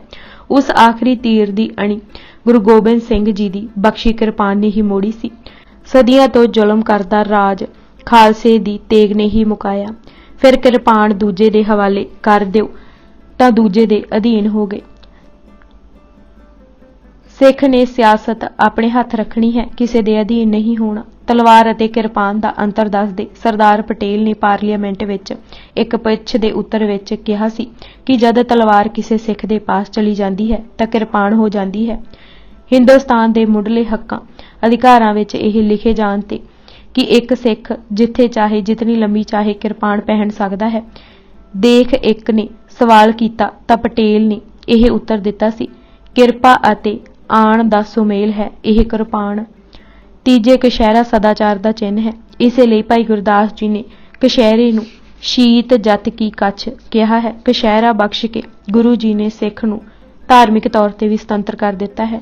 ਕਿਰਪਾਨ ਦੇ ਕੇ ਰਾਜਸੀ ਤੌਰ ਤੇ ਸੁਤੰਤਰ ਕੀਤਾ ਹੈ। ਖਾਲਸਾ ਕਿਸੇ ਦੀ ਰੀਤ ਨਹੀਂ ਅਪਣਾਉਂਦਾ, ਖਾਸ ਕਰ ਵਿਪਰਨ ਦੀ ਤਾਂ ਕਦੇ ਵੀ ਨਹੀਂ। ਕਛਹਿਰਾ ਇਸ ਗੱਲ ਦਾ ਚਿੰਨ੍ਹ ਹੈ ਕਿ ਸਿੱਖ ਮੁਕਤੀ ਦਾ ਸਾਧਨ ਕਿਸੇ ਤਪ ਸਾਧਨ ਨੂੰ ਨਹੀਂ ਮੰਨਦਾ। ਦਿਗੰਬਰ ਰਹਿ ਕੇ ਕਲਿਆਣ ਢੂੰਡਣ ਵਾਲਿਆਂ ਨੂੰ ਮਾੜਾ ਗਿਣਦਾ ਹੈ। ਨਿਰੋਲ ਬਖਸ਼ਿਸ਼ਾਂ ਨੂੰ ਹੀ ਉਹ ਸਫਲਤਾ ਦਾ ਰਾਹ ਜਾਣਦਾ ਹੈ। ਚੌਥੇ ਕੜਾ ਸ਼ੰਕਿਆਂ ਨੂੰ ਤੋੜਨ ਦਾ ਪ੍ਰਤੀਕ ਹੈ। ਪ੍ਰੋਫੈਸਰ ਪੂਰਨ ਸਿੰਘ ਦੇ ਕਹਿਣ ਮੁਤਾਬਿਕ ਮਹਾਨ ਗੁਰੂ ਵੱਲੋਂ ਦਿੱਤਾ ਮਹਾਨ ਤੋਹਫਾ ਹੈ। ਇਹ ਯਾਦ ਕਰਵਾਉਂਦਾ ਰਹਿੰਦਾ ਹੈ ਕਿ ਸਿੱਖਾਂ ਨੇ ਵਹਿਮਾਂ ਭਰਮਾਂ ਵਿੱਚ ਨਹੀਂ ਫਸਣਾ। ਕੜਾ ਪਹਿਨ ਕੇ ਸਿੱਖ ਭਰਮਾਂ ਵਹਿਮਾਂ ਸੌਣਾ ਛਕਣਾ 9 ਗ੍ਰਹਿਆਂ 12 ਰਾਸ਼ੀਆਂ ਗੁੱਗਿਆਂ ਪੀਰਾਂ ਮੜੀਆਂ ਤੇ ਵਾਰਾਂ ਤੋਂ ਉੱਚਾ ਹੋ ਗਿਆ। ਕੜਾ ਗੋਲ ਹੋਣ ਕਾਰਨ ਇਹ ਸਦਾ ਚੇਤਾਵਨੀ ਦਿੰਦਾ ਰਹਿੰਦਾ ਹੈ ਕਿ ਸਿੱਖ ਵਿਸ਼ਵ ਵਾਸੀ ਹੈ। ਕਿਸੇ ਨਾਲ ਦੇਸ਼ ਜਾਤ ਧਰਮ ਕਿੱਤੇ ਪੇਸ਼ੇ ਰੰਗ ਕਰਕੇ ਨਫ਼ਰਤ ਨਹੀਂ ਕਰਦਾ। ਕੜਾ ਇਸ ਗੱਲ ਦਾ ਵੀ ਪ੍ਰਤੀਕ ਹੈ ਕਿ ਸਿੱਖ ਆਦਰਸ਼ਾਂ ਨੂੰ ਵਿਆਹਿਆ ਹੈ ਅਤੇ ਦ੍ਰਿੜ ਚਿੱਤ ਹੈ। ਪੰਜਵਾਂ ਕੰਘਾ ਸੁਚਮ ਅਤੇ ਸੁਚੱਜ ਦਾ ਚਿੰਨ੍ਹ ਹੈ। ਸੁੱਚ ਹੋਵੇ ਤਾਂ ਸੱਚ ਪਾਈਏ, ਗੁਰੂ ਨਾਨਕ ਦੇਵ ਜੀ ਦਾ ਫਰਮਾਨ ਹੈ। ਸਿੱਖ ਨੇ ਸਦਾ ਸੁਥਰਾ ਅਤੇ ਚੁਸਤ ਰਹਿਣਾ ਹੈ। ਸਾਡੇ ਰਹਿਤਨਾਮਿਆਂ ਵਿੱਚ ਆਉਂਦਾ ਹੈ ਕਿ ਰਾਤ ਹਨੇਰੀ ਹੋਵੇ ਤੇ ਸਿੱਖ ਮੂੰਹ ਹਨੇਰੇ ਇਸ਼ਨਾਨ ਕਰਨ ਜਾਏ। ਜੇ ਕਛਹਿਰਾ ਪੁੱਠਾ ਪਾ ਲਵੇ ਤਾਂ ਤਨਖਾਹੀਆ। ਸਿੱਖ ਸਿਪਾਹੀ ਹੈ। ਸਿਪਾਹੀ ਸਦਾ ਸੁਚੇਤ ਹੈ, ਸਦਾ ਸਤ ਜਾਗਤ ਹੈ। ਸਿੱਖ ਵੀ ਸਦਾ ਸੁਚੇਤ ਹੈ, ਤਿਆਰ ਬਰ ਤਿਆਰ ਹੈ। ਫਿਰ ਕੰਘਾ ਇਸ ਗੱਲ ਦਾ ਵੀ ਪ੍ਰਤੀਕ ਹੈ ਕਿ ਸਿੱਖ ਨੇ ਸੰਸਾਰ ਨਹੀਂ ਤਿਆਗਣਾ, ਸਗੋਂ ਜਗਤ ਵਿੱਚ ਚੰਗੀ ਤਰ੍ਹਾਂ ਰਹਿਣਾ ਹੈ। ਜੋਗੀਆਂ ਦੇ ਜੋਗੇਸ਼ਵਰ ਸ਼ਿਵ ਦੂਰ ਕਿਤੇ ਕੈਲਾਸ਼ ਪਰਬਤ ਤੇ ਸੰਸਾਰ ਤੋਂ ਲਾਂਭੇ ਜਟਾਧਾਰੀ ਬੈਠਾ ਹੈ। ਗੰਗਾ ਉਸ ਦੀਆਂ ਜਟਾਵਾਂ ਤੋਂ ਨਿਕਲ ਰਹੀ ਹੈ। ਸਿੰਘਾਂ ਨੇ ਕੰਘਾ ਰੱਖਣਾ ਹੈ ਅਤੇ ਦੋਵੇਂ ਵੇਲੇ ਵਰਤਣਾ ਹੈ, ਮਤੇ ਉਹ ਜਟਾਧਾਰੀ ਹੀ ਨਾ ਹੋ ਜਾਏ, ਸੰਸਾਰੀ ਰਹੇ। ਗੰਗਾ ਜਟਾਵਾਂ ਵਿੱਚ ਨਹੀਂ, ਗੰਗਾ ਉਸ ਦੀ ਕਰਨੀ ਅਤੇ ਰਹਿਤ ਵਿੱਚ ਹੈ। 4 ਕੁਰਹਿਤਾਂ ਦਾ ਰਹੱਸ ਵੀ ਸ਼ਖਸੀਅਤ ਨੂੰ ਸੰਪੂਰਨ ਅਤੇ ਉਕਾਈ ਰਹਿਤ ਬਣਾਉਣਾ ਹੈ। ਫਿਰ ਹੁਕਮ ਦਿੱਤਾ ਕਿ ਕੇਸਾਂ ਦੀ ਬੇਅਦਬੀ ਨਹੀਂ ਕਰਨੀ। ਉਧਰ ਹੁਕਮ ਹੈ ਕੇਸ ਰੱਖਣੇ ਹਨ, ਇੱਧਰ ਹੈ ਕਟਾਉਣੇ ਨਹੀਂ। ਇਸ ਦਾ ਇੱਕ ਕਾਰਨ ਤਾਂ ਇਹ ਹੈ ਕਿ ਮਨੁੱਖ ਢੁਚਰਾ ਡਾਹੁਣ ਲੱਗ ਪੈਂਦਾ ਹੈ ਅਤੇ ਹੁਕਮ ਦਾ ਸਹਾਰਾ ਲੈ ਕੇ ਮਨਮਰਜ਼ੀ ਵੀ ਕਰੀ ਜਾਂਦਾ ਹੈ। ਜੇ ਸਿਰਫ ਇਹ ਹੁਕਮ ਹੁੰਦਾ ਕਿ ਕੇਸ ਰੱਖਣੇ ਹਨ ਤਾਂ ਇਸ ਨੇ ਥੋੜੇ ਬਹੁਤ ਰੱਖ ਕੇ ਹੁਕਮ ਮੰਨਣ ਦੀ ਗੱਲ ਕਹਿ ਦੇਣੀ ਸੀ। ਸੋ ਵਿਵਰਜਿਤ ਹੁਕਮ ਦਿੱਤਾ ਕਿ ਰੋਮਾਂ ਦੀ ਬੇਅਦਬੀ ਨਹੀਂ ਕਰਨੀ। ਫਿਰ ਦੋਹਰਾ ਹੁਕਮ ਇਹ ਵੀ ਪ੍ਰਗਟ ਕਰਦਾ ਹੈ ਕਿ ਕੇਸਾਂ ਨੂੰ ਮਹਾਰਾਜ ਜੀ ਕਿਤਨੀ ਮਹੱਤਤਾ ਦਿੰਦੇ ਸਨ ਅਤੇ ਇਸ ਨੂੰ ਮੁੱਖ ਰਹਿਤ ਸਮਝਦੇ ਹਨ। ਬਿਨਾਂ ਕੇਸ ਹੇਚ ਹਸਨ ਜੁਮਲਾ ਨਿਸ਼ਾ ਇੱਕ ਦਫਾ ਮਹਾਰਾਜ ਨੇ ਕਿਹਾ ਸੀ। ਦੂਜੇ ਪਰਾਈ ਬੋਲੀ ਪੜ੍ਹ ਕੇ ਜਾਂ ਪੜ੍ਹਵਾ ਕੇ ਮਾਸ ਖਾਣ ਨਾਲ ਜੁਰਤ ਮਰਦੀ ਹੈ। ਅਭਾਖਿਆ ਦਾ ਕੁੱਠਾ ਬੱਕਰਾ ਖਾਣਾ ਅਤੇ ਫਿਰ ਇਹ ਪ੍ਰਸਿੱਧ ਕਰਨਾ कि ਉਹ ਕਿਸੇ ਨੂੰ ਚੌਂਕੇ ਚੜ੍ਹਨ ਨਹੀਂ ਦਿੰਦਾ ਅਤੇ ਪਵਿੱਤਰ ਹੈ, ਨਾ ਸਿਰਫ ਪਖੰਡ ਹੈ ਸਗੋਂ ਗੁਲਾਮੀ ਦੀ ਨਿਸ਼ਾਨੀ ਹੈ। ਹਰ ਇੱਕ ਨੂੰ ਆਪਣਾ ਧਰਮ ਅਪਣਾਉਣ ਦੀ ਖੁੱਲ੍ਹ ਹੋਵੇ, ਕਿਸੇ ਨੂੰ ਦੂਜੇ ਦੇ ਧਰਮ ਵਿੱਚ ਦਖਲ ਦੇਣ ਦਾ ਕੋਈ ਹੱਕ ਨਹੀਂ। ਮੁਸਲਮਾਨੀ ਮਤ ਮੁਤਾਬਕ ਮਨੌਤ ਹੈ ਕਿ ਜੇ ਕੋਈ ਨੀਅਤ ਪਵਿੱਤਰ ਦਿਨ ਕਿਸੇ ਜੀਵ ਦੀ ਸ਼ਾਹ ਰੱਗ ਕੱਟ ਕੇ ਕੁਰਬਾਨੀ ਦੇਵੇਗਾ ਤਾਂ ਵਹਿੰਦੇ ਖੂਨ ਵਿੱਚ ਉਸ ਦੇ ਪਾਪ ਧੋਤੇ ਜਾਣਗੇ ਅਤੇ ਰਸੂਲ ਅਮਲਾਂ ਦਾ ਨਿਬੇੜਾ ਹੋਣ ਵੇਲੇ ਰੋਜ਼ੇ ਹਸ਼ਰ ਵਾਲੇ ਦਿਨ ਮੁਸ਼ਰਰ ਦੇ ਮੈਦਾਨ ਵਿੱਚ ਉਸ ਪੁਰਸ਼ ਦੀ ਹਾਮਾ ਭਰੇਗਾ। ਮੁਹੰਮਦ ਤੋਂ ਸਿਵਾ ਹੋਰ ਕੋਈ ਹਾਮਾ ਭਰ ਹੀ ਨਹੀਂ ਸਕਦਾ। ਸੋ ਮੁਸਲਮਾਨ ਨੇ ਜੀਵ ਮਾਰਨ ਤੇ ਮਾਸ ਖਾਣ ਦਾ ਇਹ ਹੀ ਤਰੀਕਾ ਅਪਣਾ ਲਿਆ। ਨਾਲੇ ਪੁੰਨ ਤੇ ਨਾਲੇ ਫਲੀਆਂ, ਨਾਲ ਹੀ ਹਾਮਾ ਭਰਵਾਓ ਤੇ ਨਾਲ ਹੀ ਮਾਸ ਖਾਓ। ਇਸਲਾਮ ਦੇ ਸਕੂਲ ਵਿੱਚ ਦਾਖਲ ਕਰਨ ਲਈ ਇਹ ਪਹਿਲੀ ਪੌੜੀ ਸੀ। ਗੁਰੂ ਨਾਨਕ ਦੇਵ ਜੀ ਨੇ ਇਹ ਹੀ ਗਿਲਾਸਾ ਦੀ ਵਾਰ ਵਿੱਚ ਕੀਤਾ ਸੀ। ਇਹ ਵਹਿਮ ਅਤੇ ਸਹਿਮ ਨੂੰ ਹਟਾਉਣ ਲਈ ਹੀ ਗੁਰੂ ਗੋਬਿੰਦ ਸਿੰਘ ਜੀ ਨੇ ਹੁਕਮ ਦਿੱਤਾ ਸੀ, ਅਭਾਖਿਆ ਕਾ ਕੁੱਠਾ ਨਹੀਂ ਖਾਣਾ। ਤੀਜੇ, ਸਿੱਖ ਨੇ ਆਚਰਨ ਦੀ ਮੂਰਤੀ ਬਣਨਾ ਹੈ ਪਰ ਤਨਗਾਮੀ ਨਹੀਂ ਹੋਣਾ। ਇਹ ਹੁਕਮ ਵਿਸ਼ੇਸ਼ ਦਾ ਕਾਰਨ ਇਹ ਹੀ ਭਾਸਦਾ ਹੈ ਕਿ ਸਿੱਖ ਨੇ ਹਰ ਸਮੇਂ ਜੰਗ ਵਿੱਚ ਵੀ ਆਚਰਨ ਰੱਖਣਾ ਹੈ, ਕਿਸੇ ਔਰਤ ਵੱਲ ਮਾੜੀ ਨਜ਼ਰ ਨਾਲ ਨਹੀਂ ਦੇਖਣਾ। ਹਮ ਲਹਿ ਜਾਣਿਓ ਪੰਥ ਉਚੇਰੇ ਉਹਨਾਂ ਦਾ ਹੁਕਮ ਸੀ। ਇਸ ਹੁਕਮ ਸਦਕਾ ਹੀ ਆਉਣ ਵਾਲੀ ਸਦੀ ਵਿੱਚ ਸਿੱਖਾਂ ਆਚਰਨ ਦੀ ਸਿਖਰ ਨੂੰ ਛੋਹਿਆ, ਜਿਸ ਦੀ ਉਪਮਾ ਮੁਕਤ ਕੰਠ ਨਾਲ ਮੁਸਲਮਾਨ ਲਿਖਾਰੀਆਂ ਨੇ ਅਤੇ ਖਾਸ ਕਰਕੇ ਕਾਜੀ ਨੂਰ ਮੁਹੰਮਦ ਨੇ ਕੀਤੀ। ਚੌਥੇ, ਇਹ ਤੰਬਾਕੂ ਹੀ ਸਭ ਰੋਗਾਂ ਤੇ ਕੈਂਸਰ ਦੀ ਜੜ ਹੈ। ਇਹ ਮਨੁੱਖ ਨੂੰ ਆਲਸੀ, ਵਿਹਲੜ, ਨਿਰਬਲ ਅਤੇ ਨਸ਼ੇ ਦਾ ਗੁਲਾਮ ਬਣਾ ਦਿੰਦਾ ਹੈ। ਹੁਣ ਦੇ ਤਜਰਬਿਆਂ ਤਾਂ ਸਾਬਤ ਕਰ ਦਿੱਤਾ ਹੈ ਕਿ ਰੋਗ ਦੀ ਜੜ ਇਹ ਤੰਬਾਕੂ ਹੈ। ਪੱਛਮੀ ਦੇਸ਼ਾਂ ਨੇ ਤਾਂ ਕਾਨੂੰਨ ਰਾਹੀਂ ਹੁਕਮ ਦੇ ਕੇ ਹਰ ਸਿਗਰਟ ਦੀ ਡੱਬੀ ਤੇ ਜ਼ਹਿਰ ਤੇ ਇਸ ਨੂੰ ਸੇਵਨ ਨਾਲ ਮੌਤ ਹੋ ਸਕਦੀ ਹੈ ਲਿਖਵਾ ਦਿੱਤਾ। ਪਰ ਉਪਕਾਰੀ ਗੁਰੂ ਜੀ ਦਾਨ ਦੇਣ ਆਏ ਸਨ, ਇਸ ਲਈ ਤੰਬਾਕੂ ਨਾ ਸੇਵਨ ਦਾ ਕਰੜਾ ਹੁਕਮ ਦਿੱਤਾ। ਵਿਗਿਆਨਿਕ ਖੋਜੀਆਂ ਨੇ ਇਹ ਨਿਰਣਾ ਕਰ ਦਿੱਤਾ ਕਿ ਇੱਕ ਸਿਗਰਟ 5 ਮਿੰਟ ਉਮਰ ਘਟਾਉਂਦਾ ਹੈ। ਵਰਲਡ ਹੈਲਥ ਆਰਗੇਨਾਈਜੇਸ਼ਨ ਨੇ ਤਾਂ ਜਗਤ ਨੂੰ ਚੇਤਾਵਨੀ ਦਿੰਦੇ ਹੋਏ ਇਹ ਕਿਹਾ ਹੈ, ਸਿਗਰਟ ਜਾਂ ਮੌਤ ਦੋਵਾਂ ਵਿੱਚੋਂ ਇੱਕ ਨੂੰ ਸੰਸਾਰ ਨੇ ਚੁਣਨਾ ਹੋਵੇਗਾ। ਧੰਨ ਹਨ ਗੁਰੂ ਗੋਬਿੰਦ ਸਿੰਘ ਜੀ, ਜੋ ਖਾਲਸੇ ਨੂੰ ਮੌਤ ਦੇ ਧੂਏ ਤੋਂ ਬਚਾ ਕੇ ਤੰਬਾਕੂ ਸੇਵੀ ਹੌਲੀ ਹੌਲੀ ਯਾਦ ਸ਼ਕਤੀ ਵੀ ਗਵਾ ਲੈਂਦਾ ਹੈ। ਤਜਰਬਾ ਕਰਕੇ ਦੇਖ ਲਿਆ ਗਿਆ ਕਿ ਇਹ ਤੰਬਾਕੂ ਦਾ ਧੂੰਆਂ ਆਤਮਿਕ ਤੌਰ ਤੇ ਵੀ ਨਿਵਾਣ ਵੱਲ ਲੈ ਜਾਂਦਾ ਹੈ। ਸੰਸਾਰ ਪ੍ਰਸਿੱਧ ਵਿਦਵਾਨ ਐਲਡਿਊਸ ਹਕਸਲੇ ਨੇ ਇਸੇ ਪ੍ਰਕਾਰ ਦਾ ਤਜਰਬਾ ਆਪਣੀ ਪੁਸਤਕ ਡੋਰਸ ਆਫ ਪਰਸੈਪਸ਼ਨ ਵਿੱਚ ਕੀਤਾ ਹੈ। ਇਹ ਧੂੰਆਂ ਸੋ ਦਰ ਦਾ ਵੈਰੀ ਹੈ। ਸਿੱਖਾਂ ਨੂੰ ਤਾਂ ਛੋਟੇ ਤੋਂ ਛੋਟੇ ਨਸ਼ੇ ਤੋਂ ਬਚਾਉਣ ਲਈ ਵੀ ਹੁਕਮ ਦਿੱਤਾ ਹੈ। ਅਮਲ ਸਿਰਫ ਪ੍ਰਸ਼ਾਦੇ ਦਾ ਰੱਖਣਾ ਹੈ। ਬਾਣੀ ਦਾ ਪਾਠ ਅਤੇ ਨਾਮ ਸਦਾ ਆਤਮਿਕ ਬਲਵਾਨ ਰੱਖੇਗਾ। ਜਾਦੂਨਾਥ ਸਰਕਾਰ ਦੀਆਂ ਉਂਝਾਂ ਦਾ ਉੱਤਰ। ਸੰਸਾਰ ਦੇ ਧਰਮਾਂ ਦੇ ਇਤਿਹਾਸ ਵਿੱਚ ਖਾਲਸਾ ਸਾਜਨ ਦੇ ਤੁਲ ਕੋਈ ਘਟਨਾ ਨਾ ਹੋਣ ਕਾਰਨ ਸਰ ਜਾਦੂਨਾਥ ਸਰਕਾਰ ਵਰਗੇ ਇਤਿਹਾਸਕਾਰ ਨੇ ਮਹੱਤਤਾ ਜਾਣੇ ਬਗੈਰ ਹੀ ਕਈ ਗਲਤ ਗੱਲਾਂ ਲਿਖ ਦਿੱਤੀਆਂ। ਸੱਚੀ ਗੱਲ ਤਾਂ ਇਹ ਹੈ ਕਿ ਦੁਨੀਆ ਦੀ ਕਿਸੇ ਕੌਮ ਦਾ ਜਨਮ ਦਿਨ ਮਿਥਿਆ ਨਹੀਂ ਜਾ ਸਕਦਾ। ਸਮਾਂ ਪਾ ਕੇ ਹੀ ਉਸ ਦੀ ਰੂਪ ਰੇਖਾ ਬਣੀ। ਈਸਾਈ ਇਸਲਾਮ ਜਾਂ ਹਿੰਦੂ ਬਣਾਉਣ ਵਾਲੇ ਰਸੂਲ ਈਸਾ ਜਾਂ ਕ੍ਰਿਸ਼ਨ ਨਹੀਂ ਹਨ। ਪਿੱਛੋਂ ਜਾ ਕੇ ਉਹਨਾਂ ਕੌਮ ਜਾਂ ਜਾਤੀ ਦਾ ਰੂਪ ਧਾਰਿਆ। ਪਰ ਸਿੱਖ ਕੌਮ ਦਾ ਜਨਮ ਦਿਨ ਨਿਯਤ ਹੈ। ਉਸੇ ਦਿਨ ਕੌਮ ਨੂੰ ਆਖਰੀ ਸ਼ਕਲ ਆਪੂ ਗੁਰੂ ਜੀ ਨੇ ਦਿੱਤੀ। ਇਸੇ ਲਈ ਲੈਪਲ ਗ੍ਰਿਫਨ ਨੇ ਕਿਹਾ ਸੀ ਕਿ ਗੁਰੂ ਗੋਬਿੰਦ ਸਿੰਘ ਜੀ ਨੇ ਪੰਥ ਇਸੇ ਤਰ੍ਹਾਂ ਪੈਦਾ ਕੀਤੇ ਜਿਵੇਂ ਜੁਪੀਟਰ ਨੇ ਮਿਨਰਵਾ ਪੈਦਾ ਕੀਤਾ। ਗਾਰਡਨ ਦਾ ਕਹਿਣਾ ਹੈ ਕਿ ਗੁਰੂ ਜੀ ਨੇ ਇੱਕੋ ਨਾਂ ਅਤੇ ਇੱਕੋ ਨਾਰਾ ਵਾਹਿਗੁਰੂ ਜੀ ਕੀ ਫਤਿਹ ਦੇ ਕੇ ਕੌਮ ਉਸਾਰ ਦਿੱਤੀ। ਗੋਕਲ ਚੰਦ ਨਰੰਗ ਲਿਖਦਾ ਹੈ ਕਿ ਜਾਤ ਪਾਤ ਤੋੜ ਕੇ ਸਾਰਿਆਂ ਨੂੰ ਇੱਕੋ ਜਿਹੇ ਹਕੂਕ ਦੇ ਕੇ, ਇੱਕੋ ਪੂਜਾ ਸਥਾਨ, ਇੱਕੋ ਯਾਤਰਾ ਸਥਾਨ, ਇੱਕੋ ਬਾਟੇ ਵਿੱਚੋਂ ਸਾਰੀਆਂ ਜਾਤਾਂ ਨੂੰ ਅੰਮ੍ਰਿਤ ਛਕਾ ਕੇ ਅਤੇ ਇਸ ਤੋਂ ਵੀ ਵੱਧ ਇੱਕੋ ਝੰਡੇ ਥੱਲੇ ਇੱਕੋ ਲੀਡਰ ਹੇਠਾਂ ਸਾਂਝੇ ਆਦਰਸ਼ਾਂ ਲਈ ਇਕੱਠਾ ਕਰਕੇ ਗੁਰੂ ਜੀ ਨੇ ਸਿੱਖਾਂ ਵਿੱਚ ਨਾ ਭੰਗ ਹੋਣ ਵਾਲੀ ਏਕਤਾ ਪੈਦਾ ਕੀਤੀ ਅਤੇ ਇੱਕ ਲੜੀ ਵਿੱਚ ਪਰੋ ਦਿੱਤਾ। ਇਸ ਜਥੇਬੰਦੀ ਨੇ ਹੀ ਮੁਗਲ ਯਲਗਾਰਾਂ ਦਾ ਟਾਕਰਾ ਕੀਤਾ। ਗੁਰੂ ਜੀ ਨੇ ਖਾਲਸਾ ਸਾਜ ਕੇ ਸਿੱਖਾਂ ਨੂੰ ਜੀਵਨ ਬਤੀਤ ਕਰਨ ਦਾ ਵੀ ਵੱਲ ਸਿਖਾ ਦਿੱਤਾ। ਸਿੱਖ ਧਰਮ ਕੋਈ ਅਸੂਲਾਂ ਦਾ ਪਲੰਦਾ ਨਾ ਰਿਹਾ, ਸਗੋਂ ਇੱਕ ਜੀਵਨ ਜਾਂਚ ਬਣ ਗਿਆ। ਗੁਰੂ ਨਾਨਕ ਨੇ ਸਿੱਖ ਕੌਮ ਦਾ ਮਹਿਲ ਬਾਣੀ ਅਤੇ ਸਿੱਖ ਸੰਗਤ ਤੇ ਖੜਾ ਕੀਤਾ। ਗੁਰੂ ਜੀ ਨੇ ਉਸੇ ਬਾਣੀ ਨੂੰ ਗੁਰੂ ਗ੍ਰੰਥ ਅਤੇ ਸੰਗਤ ਦਾ ਖਾਲਸਾ ਬਣਾ ਦਿੱਤਾ। ਗੁਰੂ ਗੋਬਿੰਦ ਸਿੰਘ ਜੀ ਨੇ ਕੇਸ ਰੱਖਣੇ ਦਾ ਹੁਕਮ ਦੇ ਕੇ ਸਿੱਖਾਂ ਦੀ ਵੱਖਰੀ ਹਸਤੀ ਕਾਇਮ ਕਰ ਦਿੱਤੀ। ਨਿਜਵਾਦ ਸਿੱਖਾਂ ਵਿੱਚੋਂ ਉੱਕਾ ਹੀ ਮੁਕਾ ਦਿੱਤਾ। ਨਿੱਜ ਦੀ ਜ਼ਿੰਦਗੀ ਵਿੱਚ ਸਾਂਝ ਲੈ ਆਂਦੀ। ਸਿੱਖ ਬਚਨਬੱਧ ਹੀ ਨਾ ਹੋਇਆ, ਜਥੇਬੰਦ ਵੀ ਹੋ ਗਿਆ।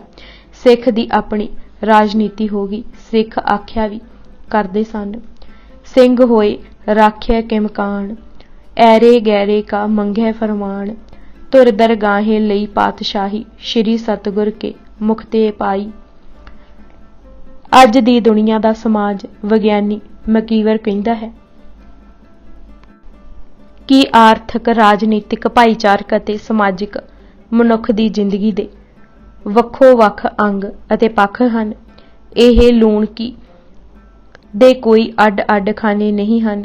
ਇੱਕ ਦਾ ਅਸਰ ਦੂਜੇ ਤੇ ਅਵੱਸ਼ ਪੈਂਦਾ ਹੈ। ਗੁਰੂ ਜੀ ਨੇ ਸਦੀਆਂ ਪਹਿਲੇ ਇਸ ਗੱਲ ਨੂੰ ਜਾਣਿਆ ਅਤੇ ਕੌਮ ਨੂੰ ਸੰਪੂਰਨ ਬਣਾਇਆ। ਕੌਮ ਕਿਸੇ ਦੀ ਮੁਹਤਾਜ ਨਾ ਰਹੀ।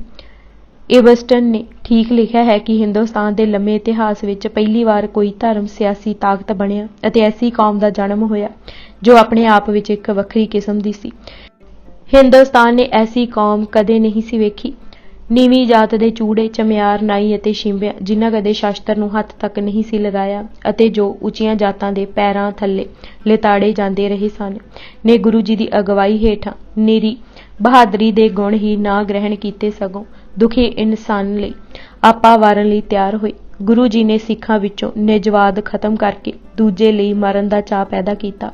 ਰੋਂਦੂ, ਨਿਰਾਸ਼ਾਵਾਦੀ ਪੁਰਸ਼ ਨੂੰ ਗੁਰੂ ਜੀ ਨੇ ਖੁਸ਼ ਰਹਿਣਾ, ਆਸ਼ਾਵਾਦੀ ਅਤੇ ਜੁਰਤ ਵਾਲੇ ਬਣਾ ਦਿੱਤਾ।